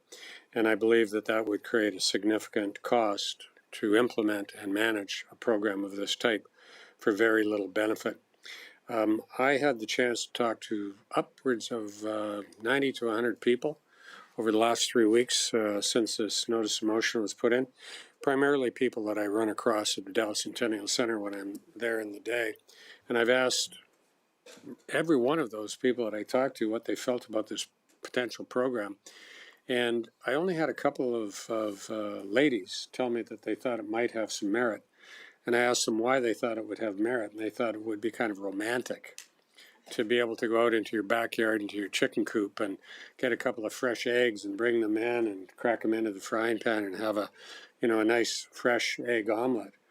And so when I talked to them about, how would they feel about having that next door to them, and most people I talk to don't want to have somebody with a chicken coop next door. I know we're not talking about roosters, which tend to be very, very noisy and invasive, but we're talking about hens. But I don't see it's a program that would net much community benefit in the broader context. And if anything, I think anybody that chose to participate in it, and I know it's not well subscribed to in the city of Edmonton, which has a program of this type, it would probably cost you $1,500 to $2,000 or more to build a chicken coop to comply with the standards. And that would yield a very expensive delivery service for eggs. And I don't think that ultimately anybody other than maybe wanting to be involved in, as you said, Councillor Nguyen, about urban agriculture, I think there would not be much interest. The people that would be interested would probably be very excited about it, but the vast majority of people that I spoke to would not. And so I can't support it in that context. And I think that we need to place our administrative time and effort in more meaningful pursuits. And I think pursuing this from an investigative standpoint would take time and effort that is ultimately could be taken up in better opportunity. So I won't support it in that context. I appreciate your motion, and I appreciate that there are people in the community that would think it would be great. But I've talked to more people that don't feel that it would be a great program, even if it's not widely subscribed to. It would just be another one of those things we'd have to administer, and I don't see the value. Thank you very much. I'm just going to insert myself here in the speaking order. I'm not going to support the motion. I do have very dear friends who are not going to be happy with me for not supporting this motion, but generally, over the past 8 years, I have gotten much more feedback opposed to this than I have for. If you look in our region, many municipalities in the region have tried to do this, and I don't have one successful example.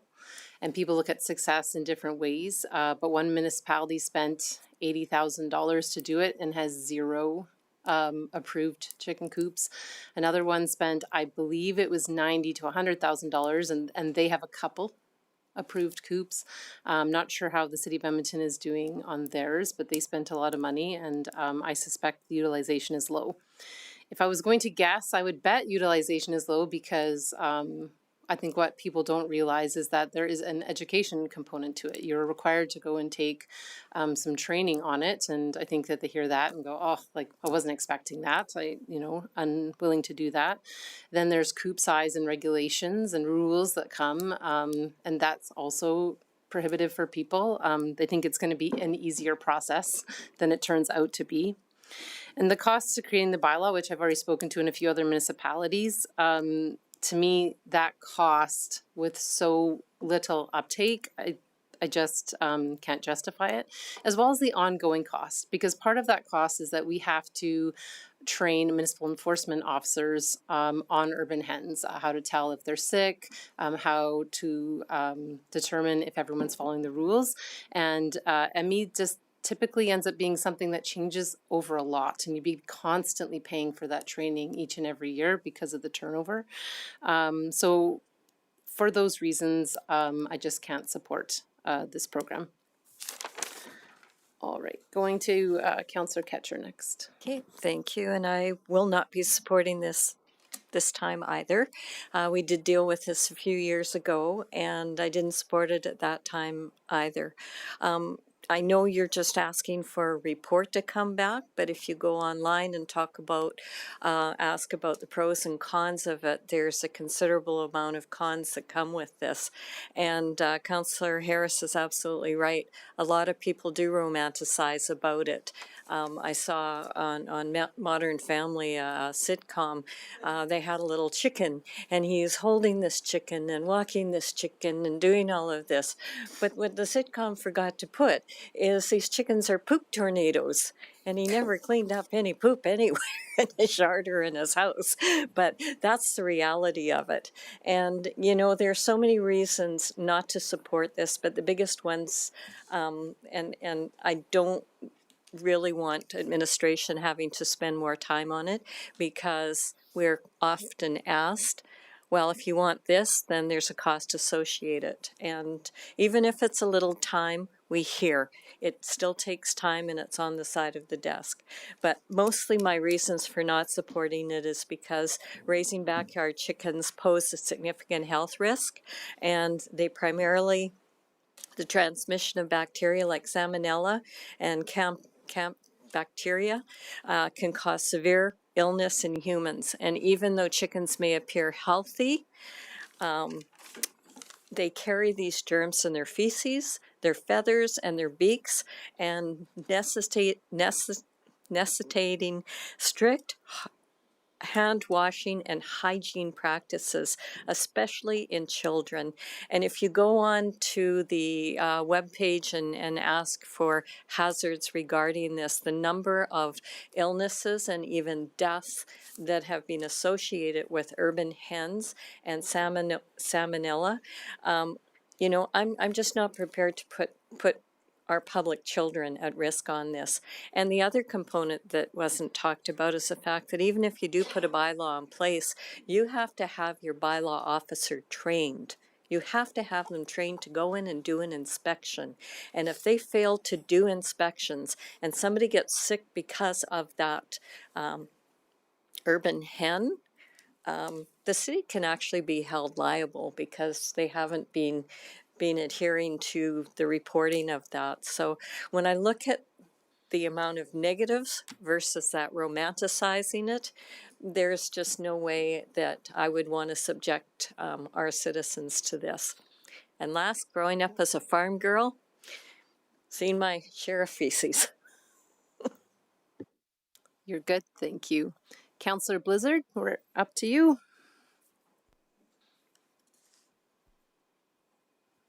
Okay, I will not be supporting this motion. We looked at it in the past, and the reasons have not changed for not having urban chickens. I had an extensive talk with the Egg Marketing Board about all the precautions they take to keep eggs safe and make sure what people are eating are healthy and don't cause diseases. And that helped convince me that this is not the way to go. I think we do romanticize it. I think people forget that when you get a chicken, they live 8 to 10 years. They produce eggs for about 2 years. So I think people forget that they have them for a few years before they start laying, and then they have them for a handful of years after. Would our humane societies end up being full of chickens because people say, well, wait a minute, I'm not ready to put the chicken down and I don't want it, and now I don't have eggs either. Also, in the last week, I've had the privilege of walking by a unkept chicken yard that also actually had roosters that were noisy, but even without the roosters, this was a smelly operation, and it is not nice to even have anywhere in your neighborhood. So I will not be supporting this. Thank you. Councillor Wesley? Well, Councillor Noyan, I got you back.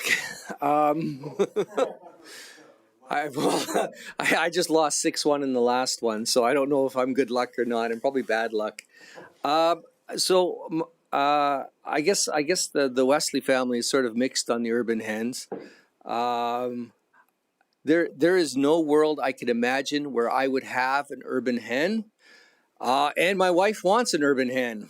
So I guess I have a little bit of a conflict here in the sense that I probably should say no to urban hens and then say, well, yeah, what's that? They did it, yeah, exactly. But my brother-in-law does have them in Edmonton, and walking up the driveway, you can't even tell he has a chicken coop. You can't hear the chickens. You can't smell the chickens. You wouldn't even know the chickens are there until you get right into the backyard. And I didn't expect this. So I'm a guy who grew up in the inner city of Edmonton, as far away from a farm except to go visit grandma and grandpa. A lot of people see the urban hens as almost like pets, and it blows me away. My sister-in-law sits there, she pets the chicken, she rubs under his wings, and it's like it reacts like a cat. And so I'm really surprised. So in that sense, I'm sort of open-minded to reviewing this, and I guess I do have a kind of a little bit of a philosophical bias in that I think maybe we should let residents explore urban agriculture, whether it's urban hens or gardens. Explore that a little bit more on their properties without a really solid, data-driven, compelling reason not to. And I haven't really seen that as far as someone who doesn't have an established urban hen view or years of built-in bias. I really don't. I don't see what the fuss is and why we couldn't just look at it and see how much it would cost and just maybe explore it. Anyway, I'll stop there. Thank you. Councillor Rendau, you're up. Thank you very much, and thanks to Councillor Nguyen for putting this forward. It's a good discussion and debate. When I look at urban hens, I kind of look at it as a three-pronged thing if I had to support it. One, there has to be demand for this. 2, there has to be some sort of ability for us as a municipality to put some appropriate and enforceable standards on a program. And 3, it needs to be cost effective. And I would have voted for this to at least get the report back, but I have seen almost no demand for this. And I don't know if anybody else on council has received more demand, but other than like, I think 2 or 3 emails, I haven't received anything else. We don't have anybody in council chambers unless anybody wants to speak up now. Maybe, wanting it. So for me, it just falls apart on that first prong with the demand. And I think there's always something council can come back to in the future if we see a rampant amount of demand for it. And I encourage residents to email us and tell us they want it. And then, we can spend some staff time to look at it and consider it at a future date. But right now, I just haven't heard enough from people. And, maybe if we do in the future, then we as a council can look at it again. But we have a very tough budget in the future. We're coming off a very tough budget, spending another 50, 100, 150,000 on this right now when we don't have the demand. We just don't have the money for it. Thank you. On round 2, Councillor Harris. Councillor Randall, I totally agree with you. I think there is going to be a significant demand for urban chickens, and it's from the coyote population. We hear time and time again of the encroachment of coyotes into our urban environment, causing problems with people with cats and dogs. If we have people, even a few people with chickens in their backyard, I dare say we will have an increased coyote population in those neighborhoods if that were the case. I have nothing to base that on, but I know that coyotes are looking for food all the time, and anything of a very easy access would definitely be to their warren.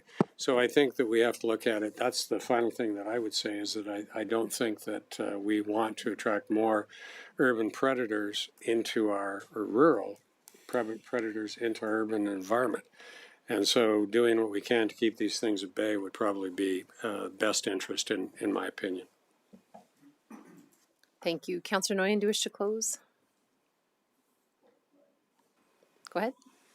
Yeah, I'll make my close fairly brief, as I think we know, and thank you, Councillor Wesley, for lending your ear to this initiative. The bottom line, I did hear about this, some interest with this program, which has been on the table before in council chamber during the election cycle, and I thought it is a fun idea. Urban agriculture is something that we've discussed through the EMRB and also through our planning department as well. So I think there are opportunities for residents to engage in urban agriculture in one way or the other. This one doesn't seem to have the ear of council right now, but I thought I'd bring it forward for a roundtable discussion here, and we see where it goes from here. And as others have mentioned, if it does garner relatively high degree of support in the future, at that time it could be reconsidered. There's certainly pros and cons of the initiative, but for now we live in a chicken-free town. With that, I will close. I will close the motion. Please cast your vote.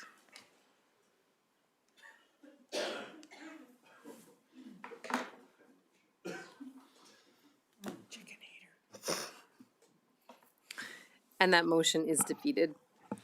All right, moving on to 7.4, motion following notice, Dillingham Avenue assessment. Councillor Noyen, do you wish to read in your motion?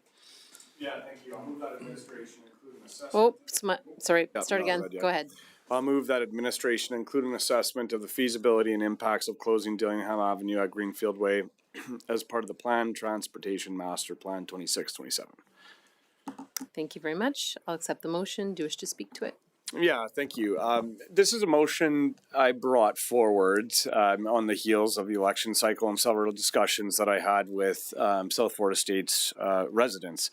During the time that the estates were developed, many residents bought without knowing, and they could not know when adjacent neighborhoods and road networks would be built out and how they would built out, and they bought there with the idea and the image that they were going to acquire a certain lifestyle, a certain amount of privacy, and a certain amount of roadway use up front of their properties, with especially the residents on Greenfield Way with front attached driveways.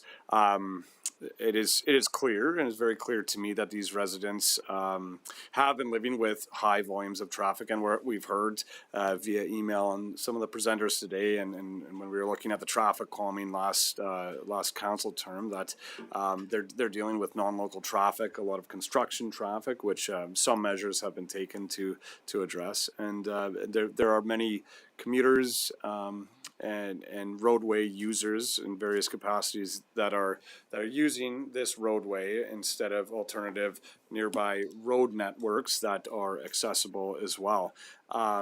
We heard from many residents of the estates last term that traffic calming and adherence to Vision Zero was a priority for them, and it was identified as well through administration, and we discussed the merits of raised crosswalks and what we ended up calling pork chop curbs. I'm not sure if that's a technical name for it, to perhaps ease these concerns and the strain that these property owners were experiencing. However, as of recently, we have heard ongoing concerns that not all issues have been addressed on this roadway. I do understand that this motion, given the population that lives on the other side of Dillingham Way, has grown. It certainly is a motion that polarizes some individuals that frequently use Greenfield Way as part of their commuting route. The growth behind this neighborhood has been expanding, and these residents have been living with construction of the parcels directly behind them, and there is no definite date where an alternative access point will be implemented. Another roadway that would go into South Fort, to the school area, traffic circle, and whatnot. So, given that information, once again, this motion proposes an assessment of feasibility and impacts, and that work, in large part, has been done already through a previous motion of council, but this would be looking more specifically at the impacts of closing a roadway which is being used in a large capacity by commuters. So it's just looking at this to come back in a formalized presentation to council, so we are able to evaluate the merits of it going ahead or not going ahead at that point. Thank you. Thank you. First up, I have Councillor Harris. I will not be voting in support of this particular motion. A couple of things come to mind. I was a member of the senior management team when we approved this development, and so I'm more than familiar with the reasons why the developer and the landowner came forward to council to develop the urban country residential subdivision type of development. Large lots with reduced infrastructure. Conscious decisions were made not to put sidewalks into that subdivision so that the owners wouldn't have to maintain the sidewalks, things of that nature. It was perceived as a way to reduce the costs, recognizing that the size of the land would have to be paid for in a front foot basis without necessarily having a lot of additional infrastructure added to it. The subdivision had other particular servicing amenities, obviously water, sewer, and roads of a rural cross section, and so that was the genesis of the reasons for this development. And I believe that I'm not in favor of closing any roads in our community. I do not believe there's a concept of shortcutting. Anybody in this community can drive on any road at any time that they want. I think we have worse problems with traffic and volume on the ring road in Pineview, for example. And we hear virtually nothing from those people. One, they've put up with it for a long period of time. I live in West Park, and I live on West Park Way up from the 7-Eleven. I moved there in 1996 when the subdivision was relatively new. And we had significant volumes of traffic going by our road on a daily basis as the subdivision developed out. There was one road in and one road out. Now, about 6 years later, the second access was constructed to West Park Drive by Price Alderson Park, and that reduced the volume of construction traffic. And as the volume of construction reduced, we saw a reduction in volume of traffic. So I've lived with and I live with firsthand the volume of traffic more than what you have in your subdivision, sir. I see you shaking your head, but I live with it. You mentioned in your thing that you had problems backing out into traffic. I have problems backing out into traffic, and I live with it, and I deal with it on a day-to-day basis. The people on the ring road put up with it on a daily basis, and we hear virtually nothing on that. I can't see the need to close the road, but I see the need to look at the safety of the road. You've raised a very cogent issue. Is the road safety something that we need to be concerned of? And certainly it is. I think we've seen statistics that suggest that speed is a problem anywhere, but in this area, not particularly higher than anywhere else. And so I'm not in favor of particularly considering closing Dillingham Avenue. When we approved that subdivision, Dillingham was put into the subdivision plan as an access onto the north-south range road, which was in service at that point in time. And that is one of the reasons why that Dillingham Avenue is there. It was to provide access into the eastern subdivision. I don't know if you were around at that point in time, but I was, and that's the reason it was there.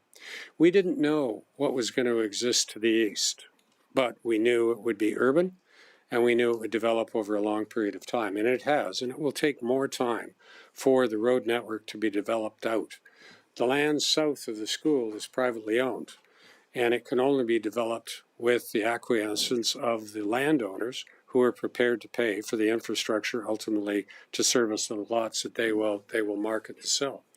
And so it probably will be some time until that road network is constructed out.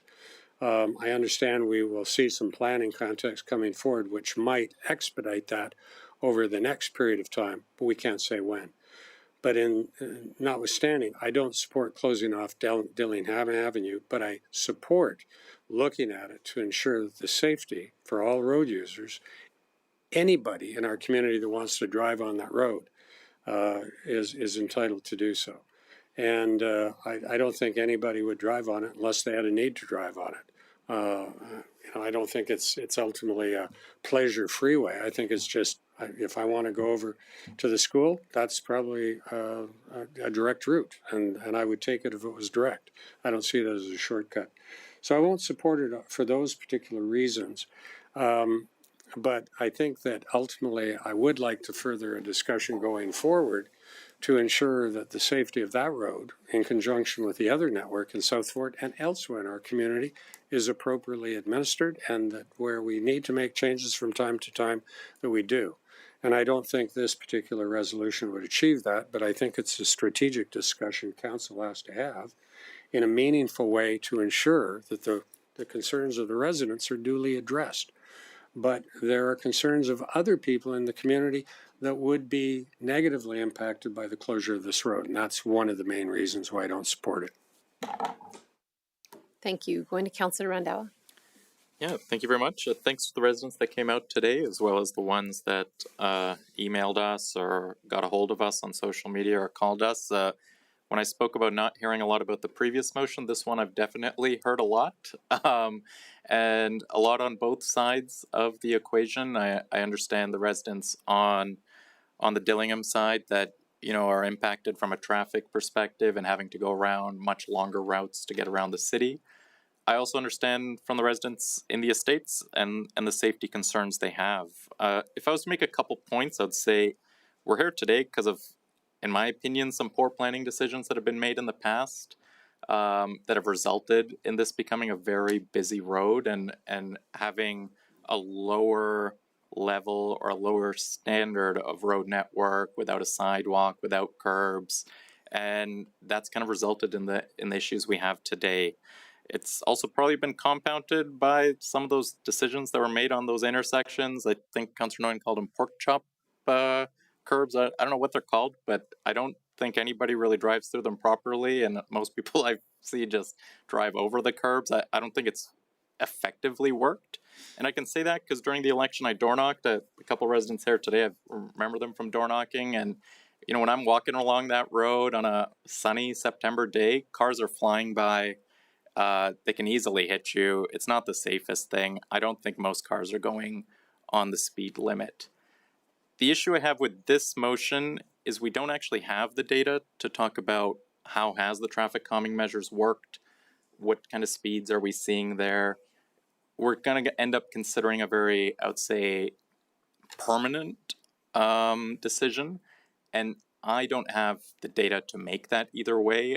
I'm hesitant to close a road permanently that affects a lot of residents, but I do understand that the residents on the Greenfield Way Road are concerned about safety, and I think we need to do something about that. So I want to try to, I don't know, thread between both of those points and refer this motion back so that we can get some data on how has some of those past traffic calming measures worked, and if there's anything else we could do from a safety or traffic calming perspective along that road that perhaps doesn't include permanently closing that road, but instead looks at what can we do on a safety perspective there. So I've asked administration for a referral motion.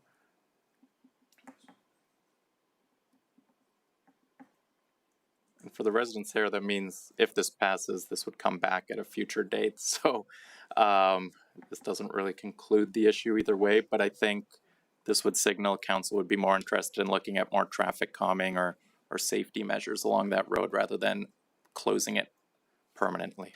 Your referral motion is on the screen if you want to read it in.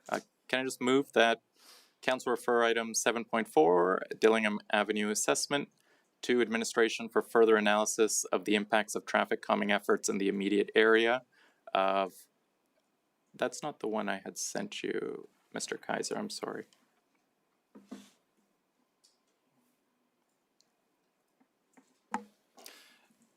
Do you have it in front of you? I see your email. I'm sorry, I missed the updated one. No, sorry about that. You can just read it in Okay. if you have it in front of you, Yeah. and then he can get it on the screen. Is that fair? Okay, go ahead. That council refer item 7.4, Dillingham Avenue assessment, to administration for further analysis of past traffic calming efforts along Greenfield Way and potential effective measures that could be considered to increase safety, and that it be brought back to council no later than Q3.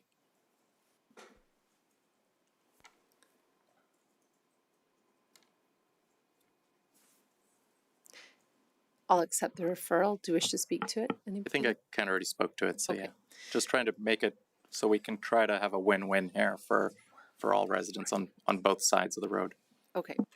I'll speak first to the referral. I don't support the referral for some of the reasons why I wasn't going to support the main motion, which I'll try not to intertwine my comments. But I don't support the referral because it's very specific to Dillingham. And if our issue is a safety concern in Greenfield or on the Dillingham, Allard Way side of things, then this is too narrow of a scope.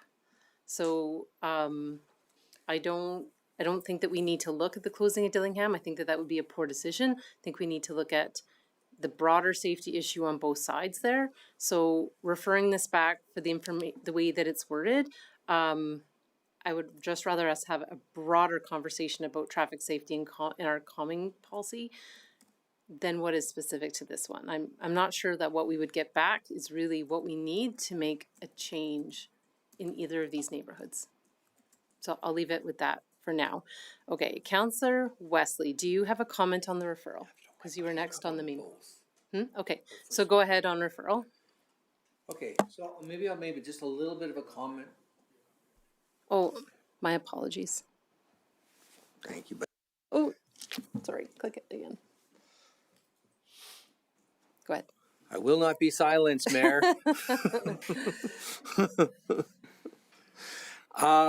So I appreciate everything that Councillor Rendawa does, and he is certainly thoughtful in his in motions and notice of motions and referrals, and then I'm going to kind of channel my inner Councillor Harris and then say, but I can't support this only because we have gotten several emails. I have talked to folks about this. A lot of angst from we've got an email from the superintendent of Elk Island regarding routes from South Point School, and my worry is that if we delay this, we've just punted and kicked down the angst that a lot of people are feeling on this issue just further down the road.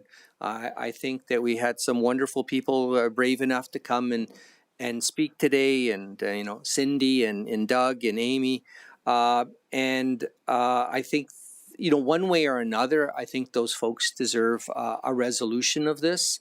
And that we should probably resolve it today and not necessarily kick it down the road.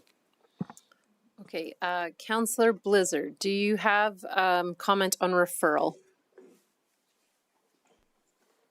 Well, I have a question. Okay. So with this referral, does that mean that if we don't refer it, then Dillingham closes and we won't look at Greenfield? Because I kind of feel like we can close or we can leave Dillingham open, but I still feel like we could look at some measures for more safety along Greenfield Way.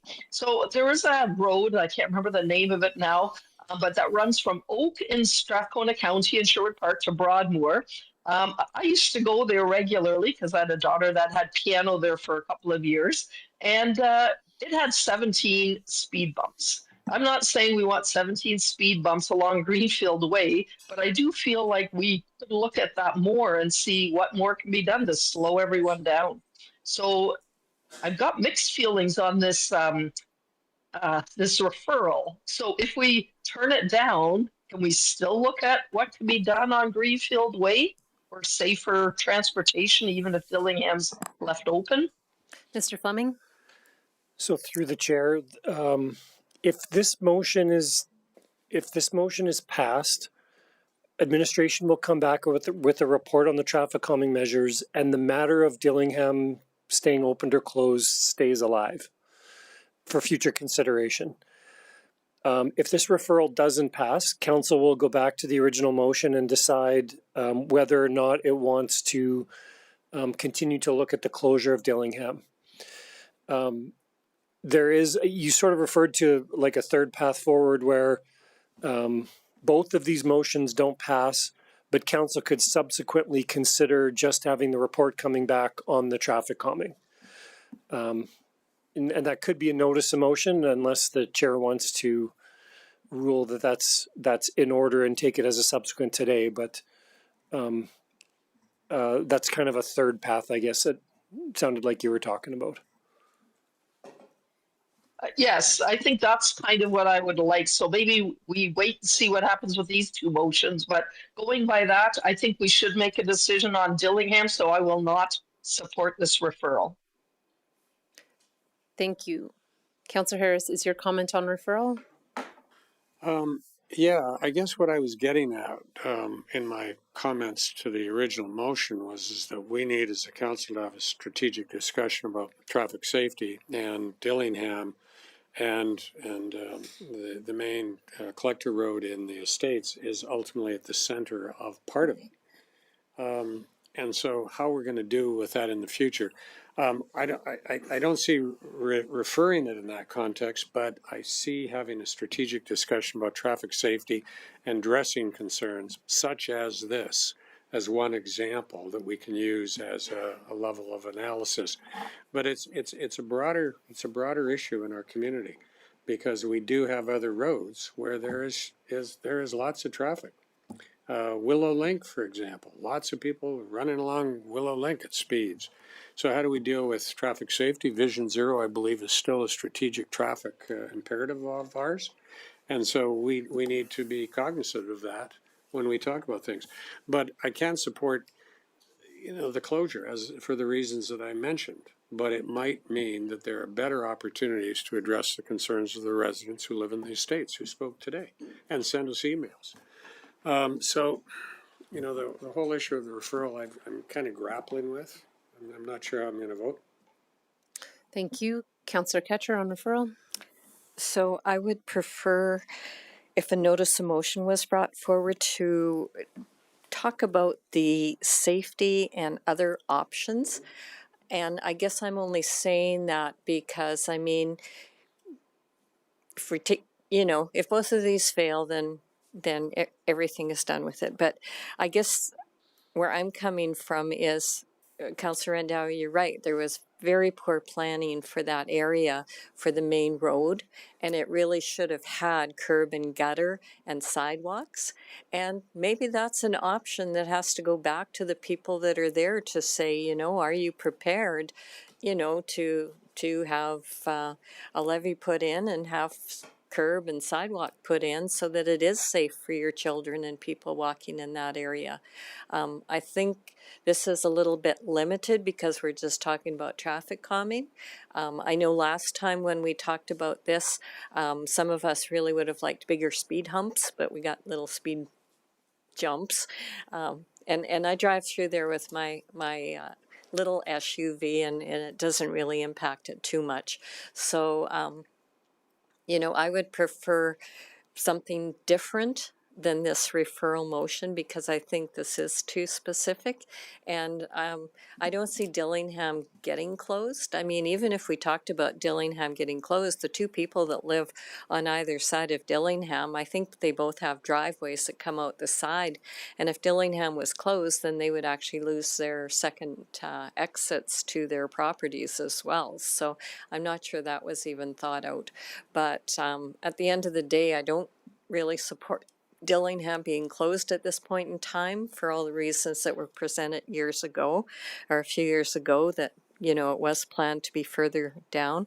But I do believe that if it continues to be such a concern, then maybe there has to be the option of looking at curbs and gutters and sidewalks and proper drainage and stuff like that put in there. And I do know there is a cost associated, but the cost of safety is a lot less. So I probably won't be voting for this, but if it was a notice of motion, I would for something different.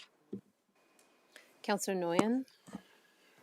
Given that I've heard that the motion is likely not to be supported, I'm prepared to support the referral motion. I think it encompasses the intent of moving something forward to aid residents, and it could impact positively residents on both sides of Dillingham Avenue. So for those reasons, just keep it simple and short. I'm happy to support this motion so we can look further into it. Thank you. Councillor Randall, do you wish to close? Go ahead. Sure, yeah, a lot of good points. I think the referral motion did a lot to get good discussion out of all of us. I think we're all in agreement. We want to do some traffic calming along that road. It's just how do we do it? So I don't think this referral is going to pass. That's okay. But I think the traffic calming efforts and focusing on safety along I would assume one of our busier residential streets is an important discussion for council to have, whether it's now or in the future. Thank you very much. I'll close the motion. Please cast your vote.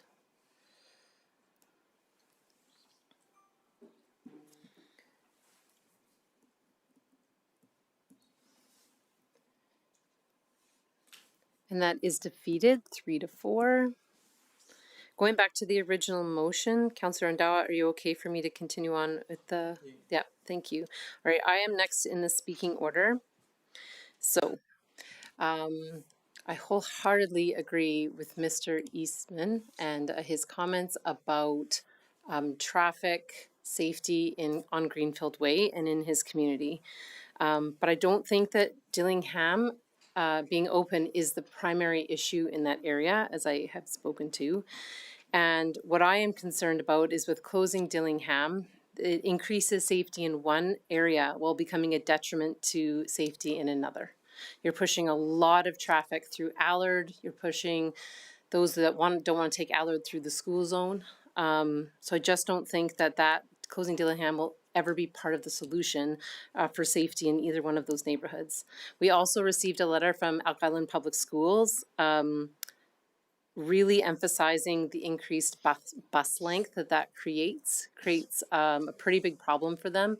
30 to 60-minute increases to kids' transportation, as well as they're estimating a cost increase of about $16,000. And that cost gets passed on to families.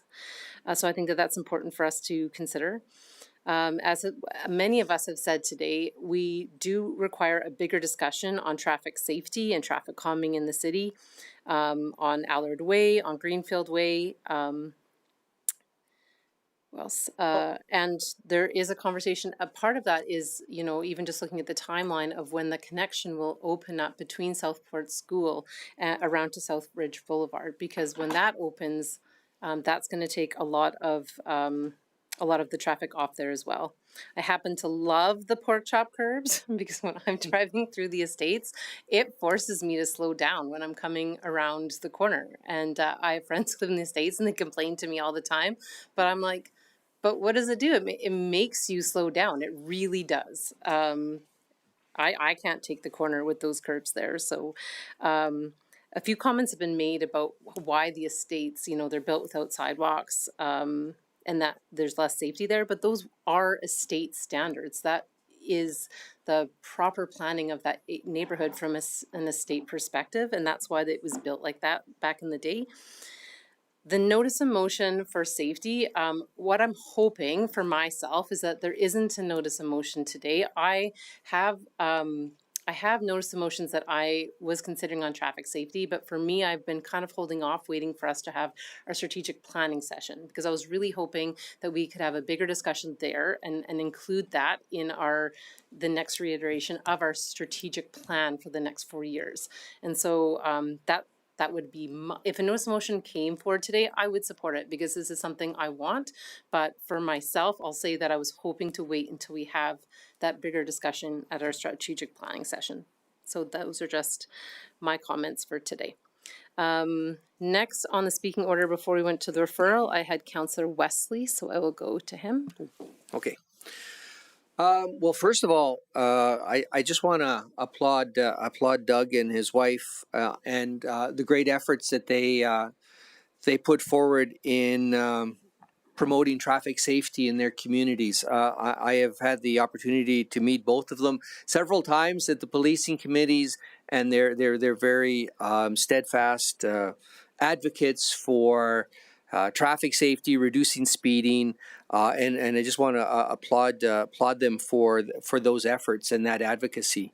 I won't be supporting this particular motion for many of the reasons that the mayor eloquently stated, is that closing Dillingham is not necessarily going to solve those problems.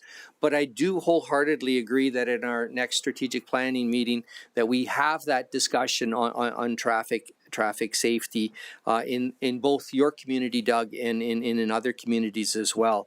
I think given the resident concerns about closing that road, access to the school, the feedback we got from Elk Island regarding this, we would suggest that Dillingham needs to remain open for a free flow of traffic in and out of that area. But again, I totally support a review of the traffic safety and the traffic safety, traffic safety mitigate, or safety improvement ideas or concepts that we can use in that community to make it safer. And I will stop. Thank you very much. Councillor Blizzard, you were next on the first round. Do you have anything else that you wanted to add before I move on? I don't know if you just didn't get added into the rotation again. Sure, I'll speak on this. I'm just going to say that I am not in support of closing the road. I do see that it has some issues with it for a lot of people. Allard Way, I do know, is a big issue. It sounds like for the school, it's going to have some issues. And I also think we did have conversations in the past about this whole area, and that issues will be alleviated once more development takes place south of it. And yes, I get that it's going to take a while, and no, the city will not build the road. It will be when the developer does it. But in the future, this will be improved. So it might take 10 years, it might take 5, we don't know. But as time goes on, there will be more traffic that will go easier routes, which will not be Dillingham. So I will not support this motion. Thank you. Moving on to round 2, Councillor Harris. I can say categorically the comments made today about the lack of sidewalks is not going to change. That development, and you can look back on it as maybe a bad decision from a planning perspective, but it was a decision that we made as a management and as a council group of the day. Through the passage of time, though, obviously, as growth did take place to the east, and we didn't know the volume of growth that would take place, it ultimately has added traffic to the road. There's no question about that. And I think we can see that. But at this point in time, closing off Dillingham is not going to solve the problem. And I can tell you categorically that the residents of the estates are not going to approve a local improvement levy where they would pay 100% of the costs to put curb and gutter and sidewalks along that roadway or any other roadway in the states. There are enough people that would be of contrary mind to say, I like it. I bought this property for this particular reason. I like a rural cross-section road with a road surface and soft ditches to provide drainage. And I dare say that probably 90% of the people who live in the community would probably, that bought in there originally, would probably say that's what they like. Now, if you don't live on the main thoroughfare and are experiencing the problems with traffic, you may not be as vested in it. But nonetheless, the only way that sidewalks would be and curb and gutter would be constructed is if the residents paid on a front foot basis 100% of the cost. And I would dare say with the size of those lots, that would probably I'd just be guessing, probably somewhere in the neighborhood of $6,000 to $8,000 per lot to put sidewalks and curb and gutter in there. Now, if you're prepared to pay for that, your neighbor might not. And there's a pretty high bar for a local improvement levy bylaw to pass. And I don't think it would happen. We're not talking about it right now, but I don't think that would happen. But that is something that if the residents, one resident in particular, wanted to start that, you could start a petition for that particular reason and submit it to the city, and then that could be something that ultimately be explored. Now, that's one course of action, but I don't see that happening. The more important thing, and that's where I was getting at, is having a strategic discussion, and I think there's interest on this council of having a holistic strategic discussion on traffic safety in this area and all other areas of our community, so that as we grow, we ultimately keep that in mind and we adhere to the tenets of Vision Zero, where there's zero injuries or deaths as a result of traffic or pedestrian activity. And so that's more likely to be the case going forward if we have a strategic discussion, and I would welcome a notice of motion to that effect so that we can get that on and have a holistic discussion to that end. I was okay with the referral because I think that would have gotten us to where we wanted to go, but it didn't happen. And now the question is, we have one last decision, but we have the opportunity to resurrect it in a more holistic, fulsome discussion with council from a strategic standpoint. And that I welcome. Councillor Rendawa. Thank you very much. When we look at this motion in a silo, I struggle with it. There's no win-win here. Residents will be upset or unhappy with either of us, whether we vote yes or no.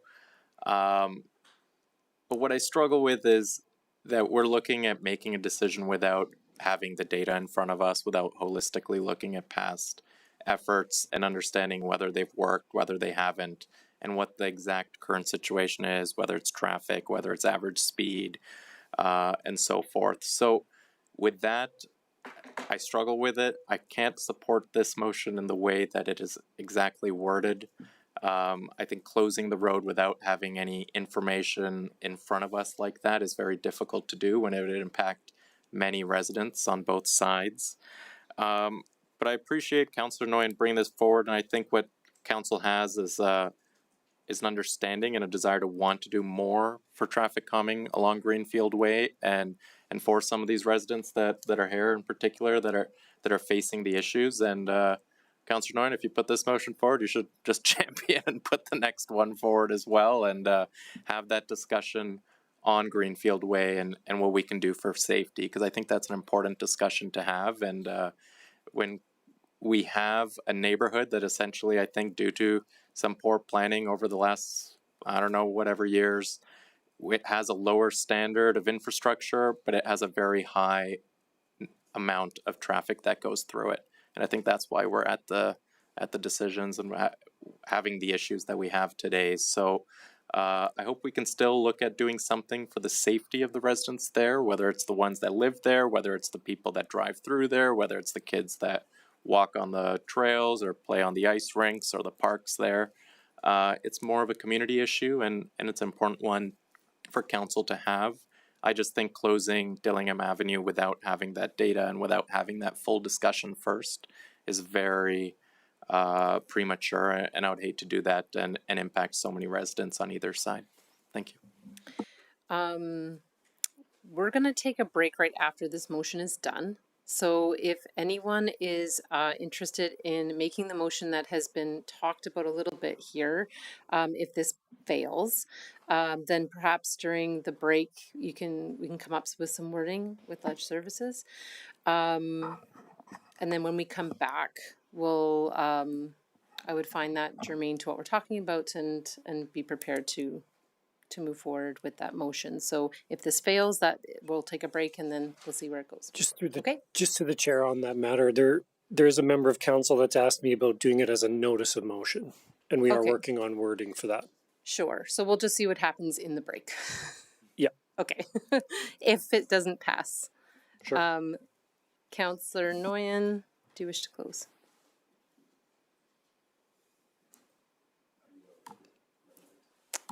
Sorry. Red light. Yeah, thank you. I think in a way this this motion has been successful to shed light on issues that exist. It's been an acknowledgement of council members that improvements can be made to our transportation network, and there's conversations to be had in the future. So I'm not going to belabor the point as this motion as it's presented right now is going to fail, and I look forward to pursuing options that will be conducive for an environment that residents deserve here throughout all of our communities in Fort Saskatchewan, especially as it pertains to traffic using the Dillingham Way or Dillingham Avenue corridor to access both types of neighborhoods on either side. So I thank all of council for the wholesome discussion about this, and I look forward to seeing what comes of this initiative in the near future. Thank you. Thank you. I'll close the motion. Please cast your vote.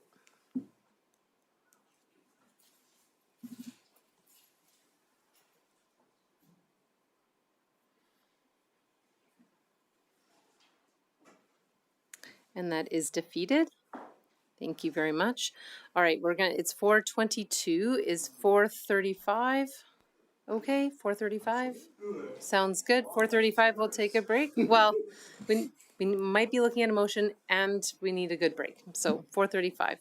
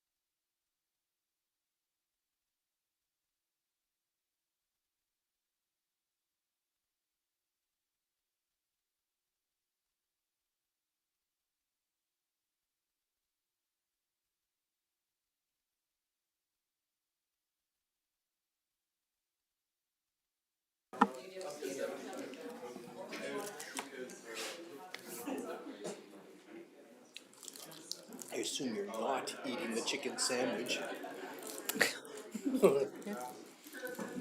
All right, welcome back. Thank you.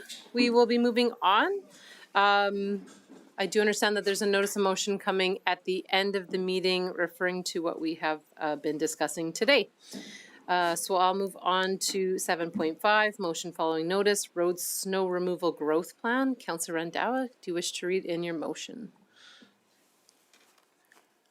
Yes, could I have it on the screen and then I can just say as presented? No. I could read it all out if Please don't. it doesn't even fit on one Please don't. screen, eh? That's I'll take that as a badge of honor. Chair's ruling, please don't. I'm going to move this as presented. I believe it's been changed from my notice to add a dollar amount figure on it. Go ahead, Mr. Kaiser. We're just adding that now. Okay.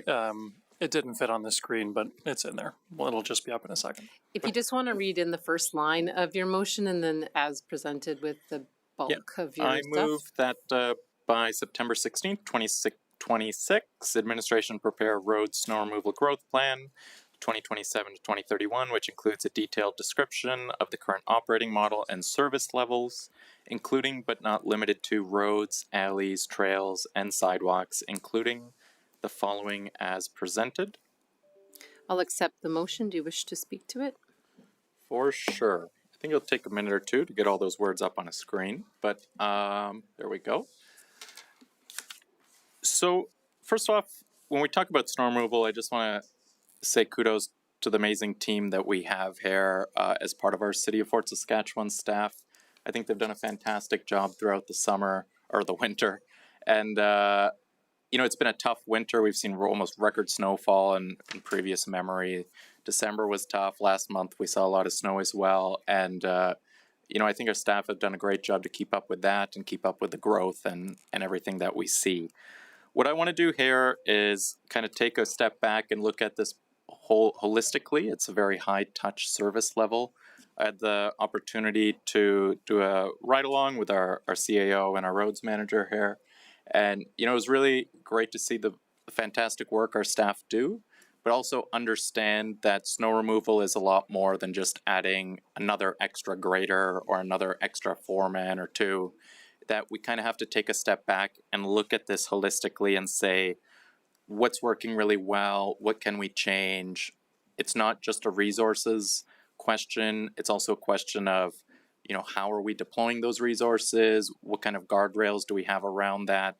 It's $1 million or so a year in a total service. We have millions of dollars of equipment. So when we're looking at spending about maybe up to $75,000 to get an external review of such a large high-touch service, I think it's money well spent. We look at the motion in itself. I've tried to break down and kind of target the most, I would say, needle-moving items that we could kind of explore and look at. We need to understand how the current service level actually plays out. Understand how it's been over the last number of years. Look at the costs and understand the costs of not only our staff in-house, but what we're spending on the subcontracted side of it. I think the analysis of resident key pain points is extremely important. We have services to provide residents with a service. And if we're seeing consistent pain points in certain neighborhoods, frequencies, times of year, we should have a service that addresses that. And if we start looking at this holistically, we need to address that as well. I heard a lot about parking bans as well. I think we give about 72 hours currently, and sometimes that can lead to our teams having to wait until that notification period is fully given out before they go into residential roads. Can we look at bringing that down to 48, 24 hours or something? I think that's something we need to look at, see what other municipalities do, see what we could do, and maybe we can start getting into residential areas faster. We also look at we're very fast growing. What are we going to see in this program as we continue to approve new neighborhoods, redistrictings, and so forth? I think it's important to have some sort of commentary on subcontracting and how much of the service that actually constitutes. When we look at other municipalities in our neighboring region, I think Edmonton's going to be looking at multiplying workforce they have. We're going to see other municipalities who I don't think have as good of a snow removal program as us also pour lots of money into this program. So there's going to be a demand for subcontracted services in the region. I think we need to have that discussion of how much of this service do we want to be subcontracted or not.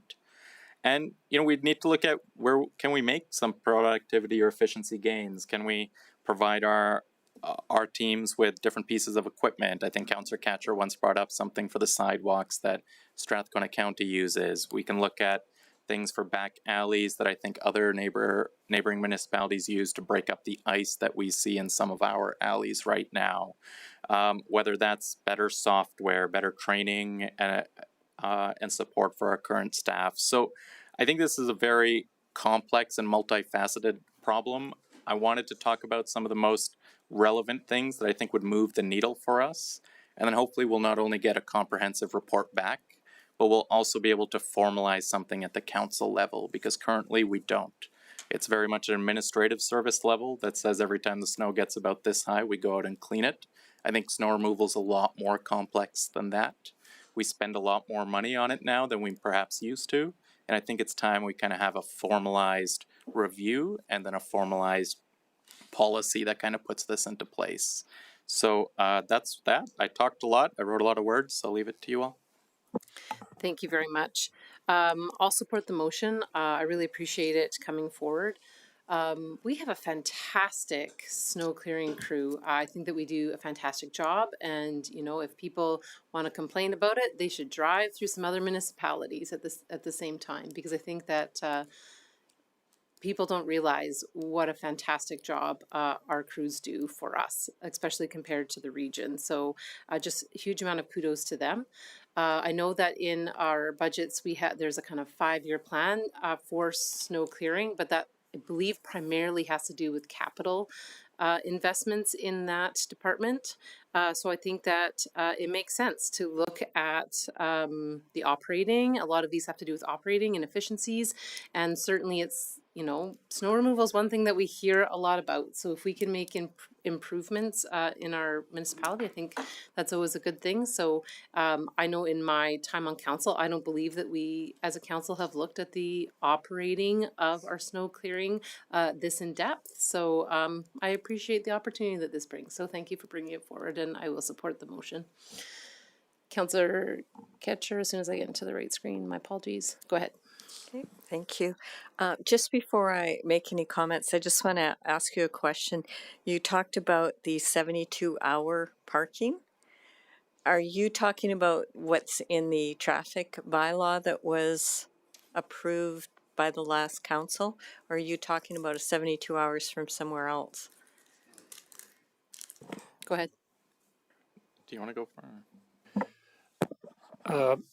Through the chair, this 72 hours I thought you were referring to is like that's the amount of time it requires us to post to do a parking ban in a neighborhood before we can go in and clear the snow. And that is I believe that's in the traffic bylaw. Yeah. So it would have to be the traffic bylaw that's amended. Yeah. Okay. Yeah, I just wanted to clarify that because I know there was a lot of conversation about the traffic bylaw when it came forward. It wasn't unanimous to make it 72 hours. So that's just a consideration. That's where that's located. I agree with some of the items that you're talking about, you know, reviewing in here. I probably don't support doing a whole review like this. And I'm struggling with it a little bit. It's $75,000, and it may be money well spent. But I guess my question would be then to administration each year, as because we put in priority-based budgeting a few years ago, and now we're kind of steering away from it a little bit. So it's probably going to come to Troy through priority-based budgeting. Was there not more or less an assessment that was done each year when the budgets were being developed, because we did have service levels? Through the chair, we've done service level definitions through the work of the priority based budgeting, and that's something we will keep going forward. I don't know that the program has been broken down it has not been broken down in this much detail before. We do look at it every year, and it's a program that we live and breathe, 2-3 times a year. So we're quite familiar with the ins and outs of it. But there are components of this that we would have never looked at before, and that would be new to us. Okay. I'm going to think about it. I'll listen. Thank you. Councillor Harris. But the last 13 years of my professional career was spent conducting this type of analysis of municipal services across Ontario, Alberta, and British Columbia. And so I've had an opportunity to spend a lot of time doing exactly what this notice of motion has been talking about. This can serve as somewhat of a terms of reference for an efficiency review, but it needs to be vetted out more fully. I think it needs to have more work done to it. But this is the general context of an efficiency review to look at the service. And it's a big ticket service. And in the first term of council, I was an advocate of zero-based reviews, similar to what the City of Calgary had been doing and had gone through all of their service models in depth. And I think they uncovered significant cost savings in municipal service delivery. The last one I was involved in was the roads business unit for the City of Calgary. And ultimately, that was worth the value that the City of Calgary put into the review. $75,000 for this type of this scope of review doesn't surprise me. And it's probably in about the sweet spot. Initially, the estimate I heard from administration was about 50. I thought that was light the more I thought about it. And so I think I could live with this type of a project being done for about maximum 75,000. But again, the terms of reference would have to be a little bit fleshed out around these 11 items. And some of them would be easier to complete than others. But I think it's worthy of undertaking. And we have not done any efficiency and effectiveness reviews to a level that I think ultimately we should have. There's no question. Priority-based budgeting is just a number crunching exercise. I don't think it really adds value in terms of how we can honestly say to the taxpayers, this is an efficient and an effective service. We can get responses from the public. I think our snow removal, generally speaking, over the last term of office, 3 terms or 2 terms and a half that I've been on council, has been pretty good. But this has been an anomalous year for snow, and ultimately it's pointed us in the direction of having to look at it to determine if we have a repeat of a year like this, how are we going to actually do it? We're going to do it the same way? Because we have heard from residents that don't believe that our roads snow removal in the last couple of weeks has gotten close enough to the gutters to get up the ice. I had several complaints that I referred to administration. But when I went over and talked to both of them, I thought that their observation was a little bit over the top. They were expecting more level of service than perhaps what we would typically do. And I was very complimentary of the service, generally speaking, that the roads department has provided with our own staff and with contractors. But I welcome, and I will support this because I think it is time to undertake a detailed review of a program in which we spend a significant amount of money. Now, there's an element here that I had that isn't here, and that's about our snow disposal. And right now we're hauling to the Ardrossan snow dump, and that's costing a significant amount of money. And I had identified a location I felt was appropriate for a temporary snow dump at West River's Edge in an area that is undeveloped. And I got a response back from administration, which I don't necessarily agree with, but I'd like to have met out a little bit more fully. But we had, in previous discussions with council, had given direction to identify the site for a material handling site for construction materials, road construction materials, tailings, and snow dump. Because the snow dump has to be constructed and operated to a higher environmental standard implemented by the province and to a certain extent relative to water quality in our water courses. And so that needs to be something that we need to look at, if not through this lens, in another way, unless we're going to come to grips with that snow disposal, because that's a significant cost of our snow disposal, is getting it to an approved site, as opposed to taking it just up off of the pavement. So I think this is worthy. I can live with it. If I was consulting right now and I was going to bid this, yeah, I'd probably bid it around 75, maybe a little bit more, but I could live with it. And then the question is, if we have a terms of reference put together for this as an adjunct to this stuff in these 11 comments in the proposal or in the resolution, I think we'll have a better opportunity to ensure that we get the right contractor to come in to do this level of analysis. And it would have to be a multidisciplinary team, and it would have a big impact on our staff, because I would expect any consultant coming in to do this would spend a lot of time with our data that's on file and with our staff that actually deliver this work. So that being said, I can support this. It's a lot of money, but again, this is one of the major expenditures that we have on an annual basis. And I think if we don't peel back the layers of the onion, we'll probably be mussing around with this for a long time. So I support it. Councillor Blizzard?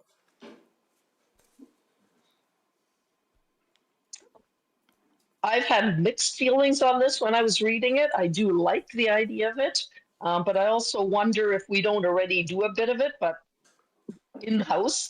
But I kind of get the feeling now from what I've heard that no, we do not. This is not part of our normal scope of what we look at. So I think I will support it. The one thing I can say is it's 75,000. That is quite a bit. I would want to make sure that if the contractor don't hire Councillor Harris, because he would go higher than that. But if it's going to come in at more than 75,000, then maybe a bit of it could be done in-house. And let's look at it. Councillor Noyan? Maybe a couple of questions for administration. I appreciate the intent of this motion and how well thought out it is, parameters that you've identified through it. Snow removal certainly can be a point of contention. It's an essential service that for people who use roadways to access their employment and groceries and education. And so it's very important to have a high service level to serve your residents for their transportation and infrastructure needs. I do think we're doing a very good job of this. It's been reiterated by others, having been involved personally with residential snow clearing programs in other municipalities, which shall not be named. But I can say that having been out at the same hours of the night as Fort Saskatchewan crews and contractors, I can see that they have a very methodical and well planned route, and they're working as efficiently as can feasibly be done. My two concerns with this, perhaps first I'll address point 10. Now, having a council policy to govern the service level, I guess in a way it gives maybe a standardized achievement level that where an expectation can be clearly laid out. Would it be administration's recommendation that this type of work with roadway maintenance be governed by a council policy, and if so, how does that benefit the service level and really the bottom line of the service that residents receive? So through the chair, that's it's kind of a complicated question. For me, it depends on how council does it. So right now, there isn't actually, as far as we could find, and we did go looking, I've gone looking a few times, maybe it's out there and we couldn't find it, but I don't believe council has an council approved service level that exists in a lot of detail. There's an administrative service level that we follow. So what happens then is there's a lot of, I call it control in the field. We've allow Public Works a lot of flexibility depending on the unique circumstances, because what I've learned over the years is every snowfall, every weather event is a little bit different from the one before it. And so, it depends on the volume of snow and the temperatures and how things freeze and thaw. And we give a lot of flexibility to the front lines to make decisions as they go. And I think that's one of the reasons why our snow clearing program is so good. But the downside of that is that it can result in some scope creep, right? Because now we're not really putting those hard parameters around what they do. We haul snow on a lot more streets now than we have previously. In the newer areas, you basically have to. In those more densified neighborhoods, there's nowhere to put it. So I think, and I also think we're very responsive to the needs of our customers. And we don't get a lot of complaints, I don't think, I don't have data to support that, but yes, we get complaints, but I actually think it's a fairly reasonable number. We get there quickly and we do a good job. So council might want to define some parameters so that administration doesn't just go overboard with our service levels. But I do think there's some merit in making sure that any policy you put in place is general enough that we still give some flexibility out to the front line so that they can make decisions and kind of do what's in the best interest of the city. So it's a balance there. It just depends on where you want to set the control in the field versus the policy restrictions that you put on it that you're really going to want to be aware of. I appreciate that response, and that's exactly what I was getting at, is that we don't want to create a policy that's too restrictive on staff. Being involved in this industry myself, I know the struggles that it can be, and the the pivoting and game time decisions and the methodologies that can change from 1 hour to next, one day over next, and frankly from the first snowflake stuck to the ground. There's always work that can be done during the snow season, as I know that the city is aware. So that creates, point number 10 creates some friction in my mind when it comes to having council dictate a policy for, kind of strict adherence or interpretation from administration, when really the people that have been doing this type of work for 20, 30 years and really know it best. I'll just ask one more question and then maybe circle back if I could. Or, okay, thank you. I just want to ask what time would need to be allocated by staff beyond what the consultant is able to do independently. Should we go through with funding this, the report via a consultant? How much are they going to be pulling their staff away to gather data? Because I think there's a lot of that would be required, and I'm just concerned that we're with the amount of staff that we have right now, that we're perhaps putting a strain on them just going through this type of work. Yeah, through the chair, I think that is a challenge. Probably wouldn't surprise me if this report comes back with information relating to the fact that this entire snow clearing program is basically run by one person, and he gets an assist from his foreman, who's most often out in the field and in equipment. So the redundancy and the capacity that we have to continue to administrate this program as the city grows is becoming strained. So yes, I would imagine that one person will be, it'll be a heavy lift in terms of providing all of the data and information for somebody to crunch it. And as long as we don't get any major snowfalls in the next little while, it should be manageable. But we may try to look at some creative ways. Like I had actually talked to a few people that just individuals that I know to contract. So it would be sort of in-house with contract support to make the 75,000. So we'll probably look at a variety of different ways we can undertake this work. And but yeah, we'll have to manage the impact of this on the staff. Thank you.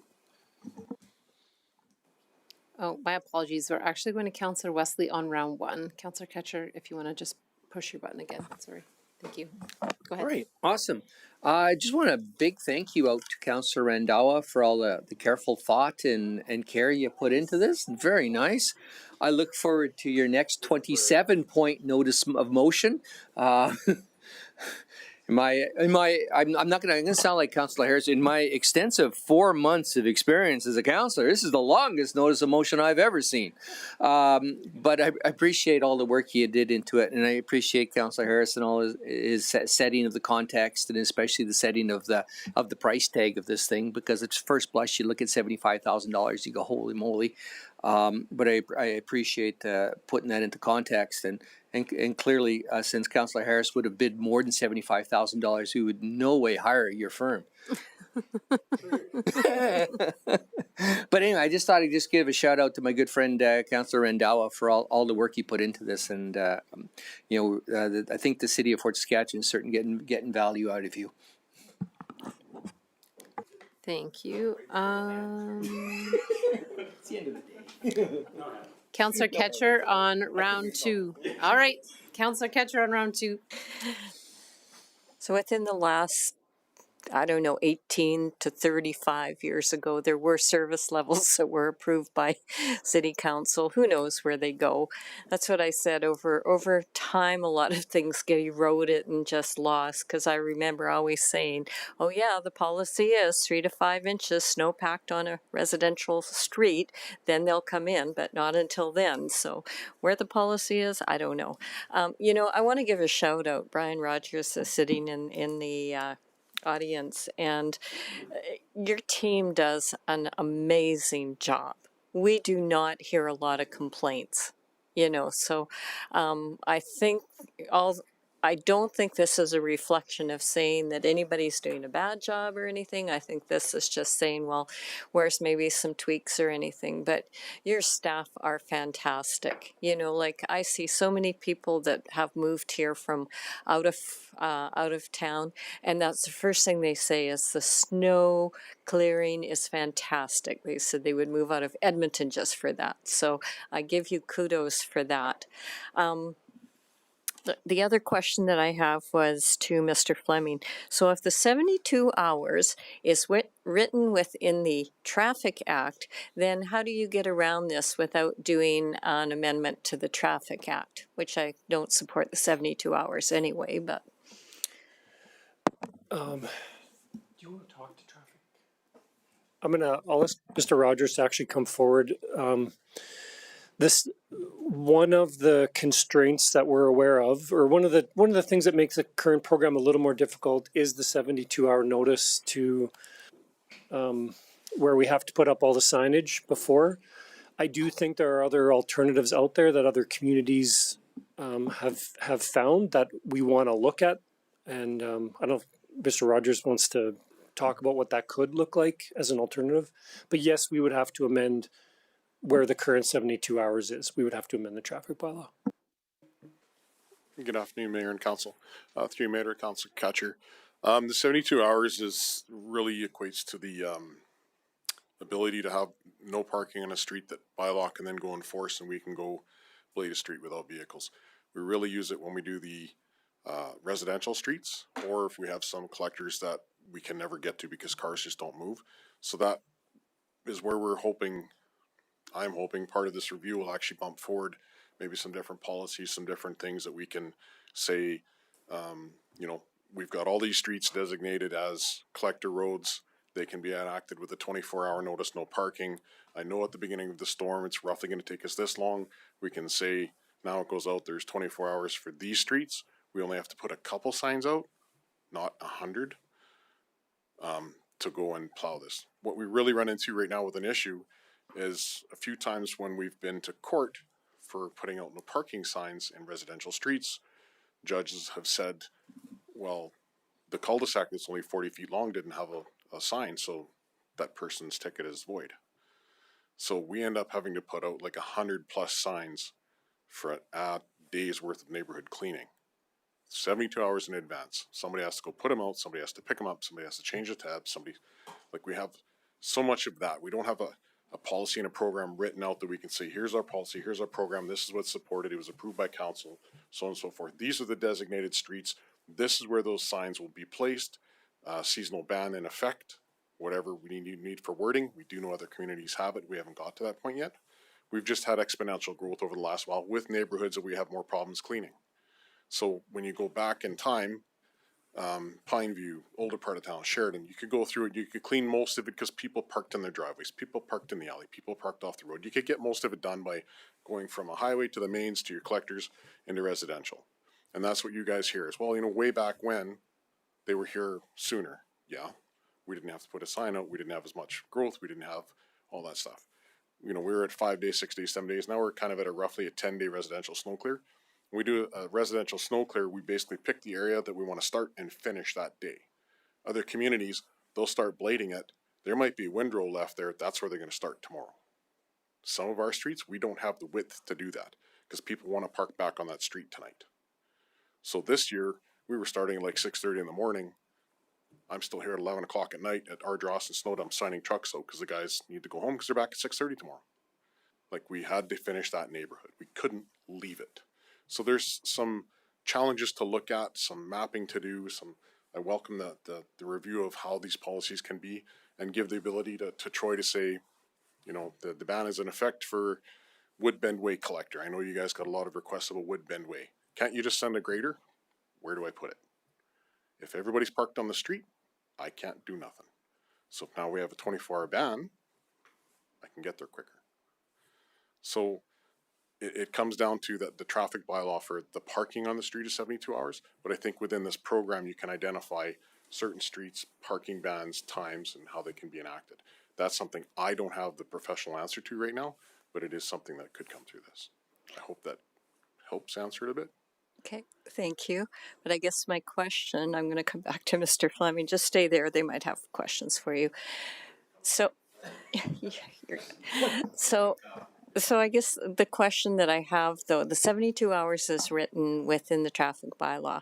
So is it just not the traffic bylaw that has to be amended to have subsections put into it with exceptions? Like, Yeah. So through the chair, we want to change the 72 hours, but I don't know at this exact point in time what the best way to do that is. The best way to do it through the traffic bylaw and amend that section, or is it to get rid of that and deal with it in some other way through a different policy or bylaw? That's kind of what we want to dig into. How do other communities handle this? okay. Yeah. Well, I'd like to get rid of the 72 hours, put it back to something, and then have some exceptions to the rule, with the exception when it snows. I mean, in a traffic, I'm just questioning because in a traffic bylaw could say that snow bans are in effect on all collectors and, That might be the way we do it. Yeah, we just want to look into what's the best way to do it. I would imagine that traffic bylaw is going to get amended, though. Okay. That'll be an outcome. We just don't know what the result will be. Okay. Yeah. Through your Mayor, Council part of that is with that, then it gives the documented support for municipal enforcement if somebody challenges their ticket when they're standing in court, that they're not losing, and then that gets out there. So hopefully their job becomes a little less because people realize I'm not going to get off on my ticket. Yeah. Okay. No, I think it's important to hear from you and because you run the team with this and, as you're seeing this, to hear you say that there's some positive outcomes that would come from this. So and I appreciate that. the councillors that took time to come out and take a ride and look at stuff.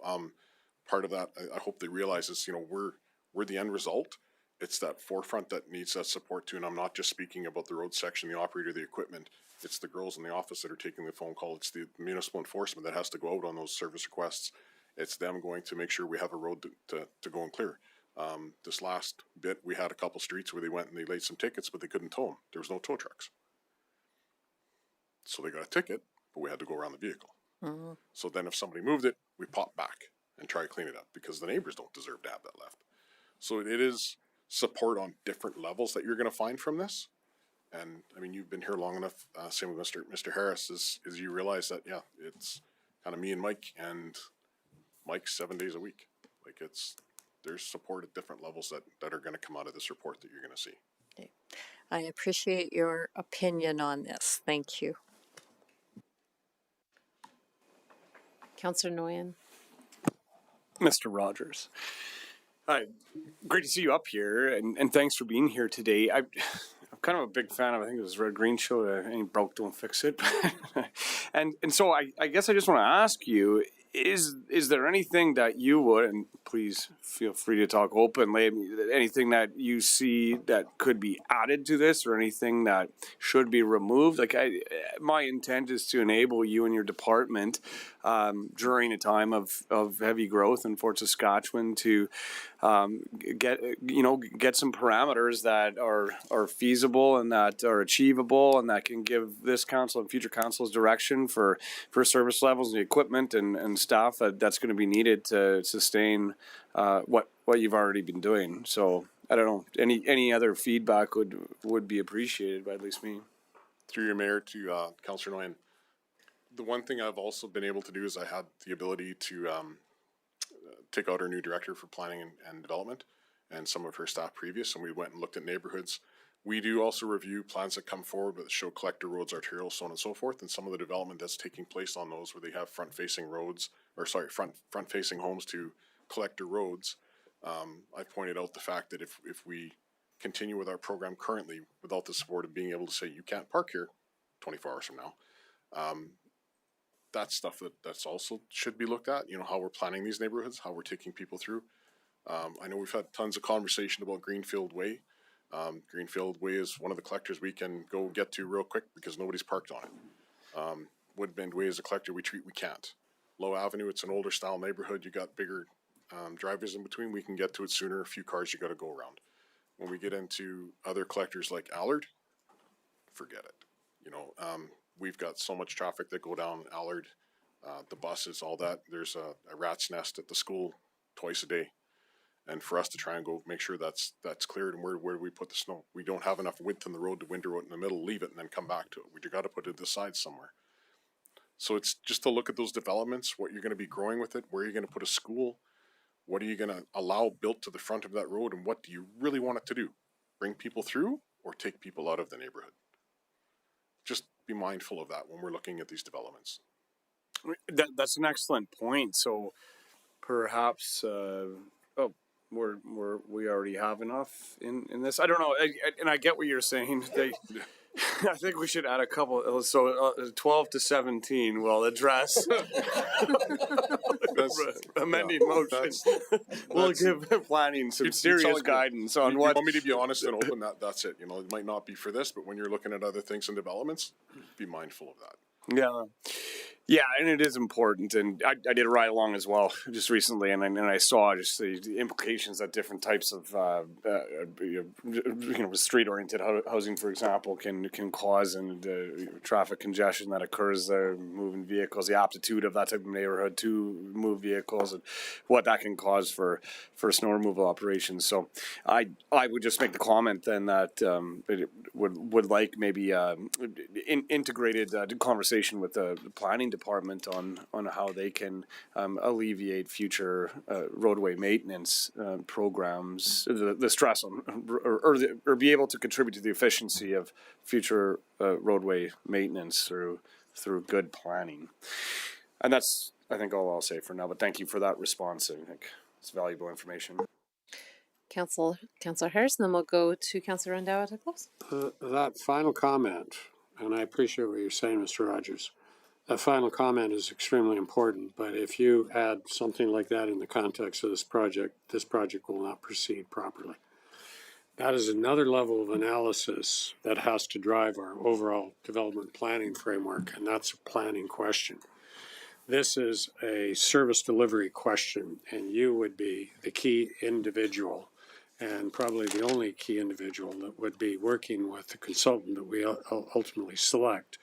And if I was bidding this project, I'd be looking you squarely in the eye to answer the questions, but they would be questions that you would be able to answer very easily because of your experience. So you are the talking head. Obviously, talking to some of your staff would be important too, but you would be the one that would have to do this.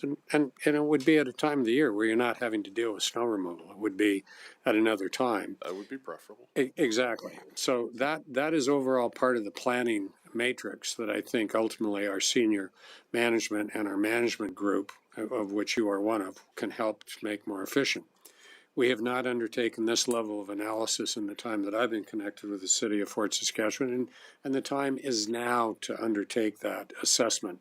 And I think this is a value-added project from that standpoint. And it could conceivably be a template to move us forward to look at other key services that we deliver to ensure that we are employing best practices.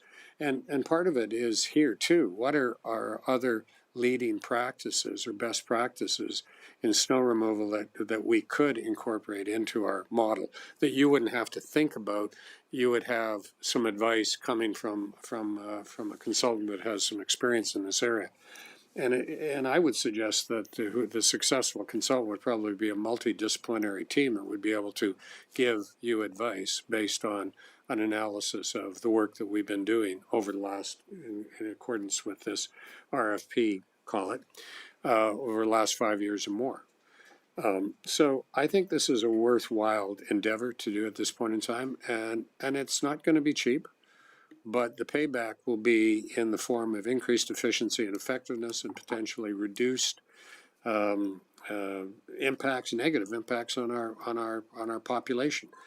And the other side of it, as you brought forward, Councillor Nguyen, is to look at the overall planning model that we employ to look at development. I was totally opposed to front-facing development onto major arterials and collectors for those particular reasons.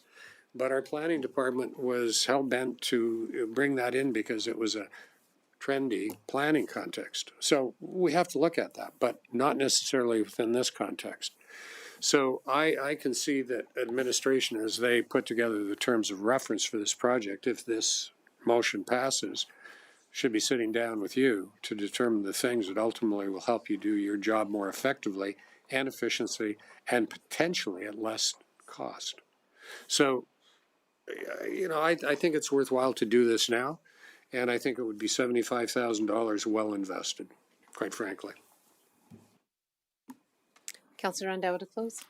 Yeah, thank you very much to my fellow colleagues on council for their support and openness to such a holistic review of an important service such as snow removal. It's something we haven't done before, and I think there's consensus here that it's about time we start to roll up our sleeves and take a look at this and provide our amazing team inroads with Mr. Rogers and the rest of our staff the tools and the policies they need to continue to do their job effectively and efficiently as we continue to experience such large growth. So thank you, Mr. Rogers, to you and your team, to administration as well for bearing with me as I sent them a 12-point notice of motion.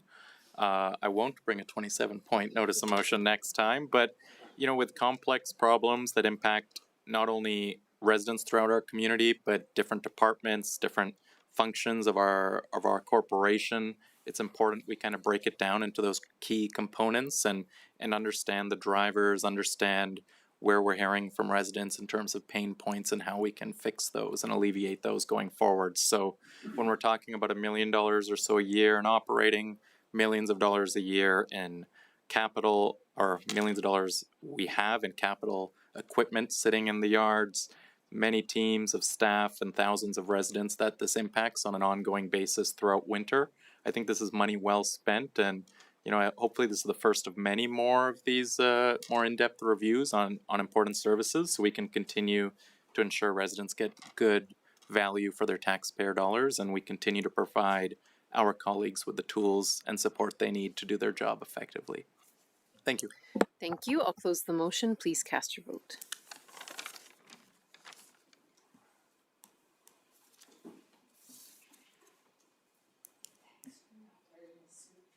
And that is carried unanimously. Thank you very much. All right, we'll move right into the last motion following notice. Fort Saskatchewan Golf and Curling Club. Councillor Blizzard, would you like to read in your motion? Yes.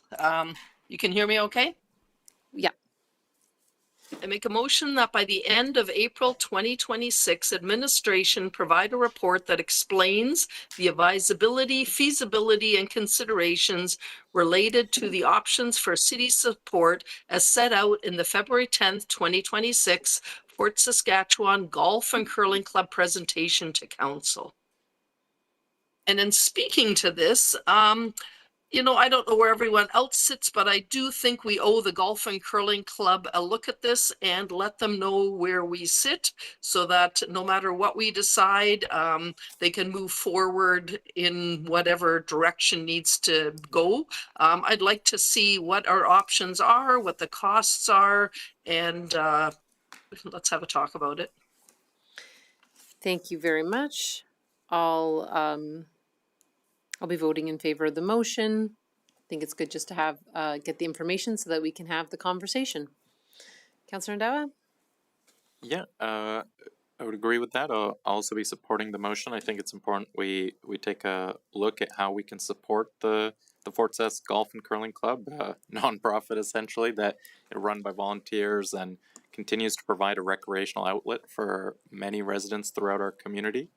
You know, I used to have a youth membership to the golf course back in the day. My brother and I would golf a lot. I still suck at golf. But you know, it was good value. I think back then it was like $200-300, and you could, as a youth, just golf as much as you want. So it's a very affordable recreational outlet for golf, I think, when you compare it to other regional golf courses, and it's part of our community, and we can't really just let it wither away without providing it with the critical support it needs. So I think Councillor Blizzard's motion that takes a look at this and provides council with options to consider, I think it's the right way, and you know, we have the time to consider it properly. One question I had for administration is, will we be getting a report back just on the 3 options that the golf course kind of presented to us, or will administration also be looking at other alternatives, whether that's, you know, being more involved in their governance structure or anything like that? Through the chair, based on the motion and sort of just what I had thought in my mind, we weren't going to go into alternative governance structures and whatnot. That wasn't the intent. Okay. I don't know if the mover saw it differently, but excuse me, that kind of work would probably take an awful lot more time and effort and consultation with the club than what's sort of presented here, especially the timeline. Okay, no worries. Thank you very much. I look forward to the report, and you know, I look forward to the continued conversation of how we can support the Golf and Curling Club. Councillor Blizzard, do you wish to close? Oh, we can't hear you. Sorry, There we go. I was just doing something in between. I think I'm good. I hope this will go through so that we can look at it and let the Golf and Curling Club know where we stand. Thank you very much. I'll close the motion. Please cast your vote.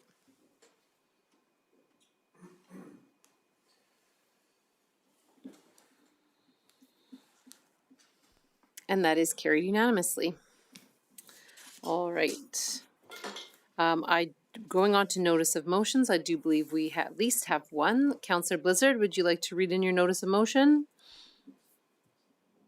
Sure, let me just see where I can pull it up here. I had it ready. Okay.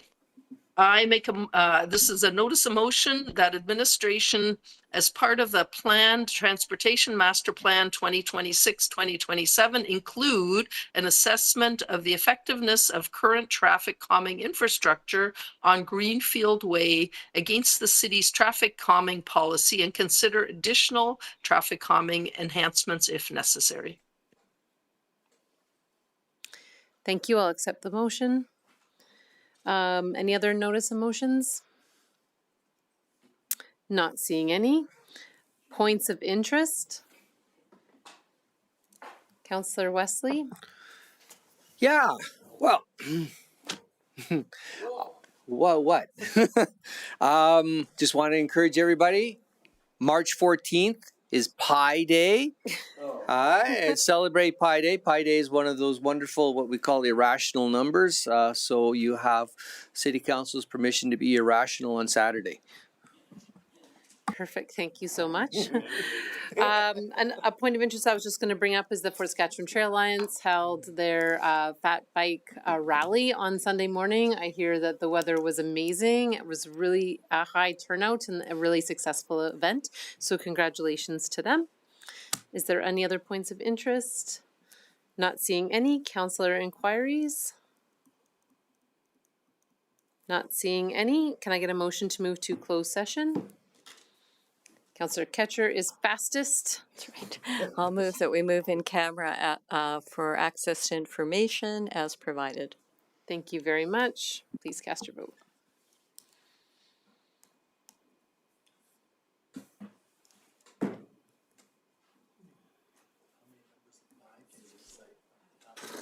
Five.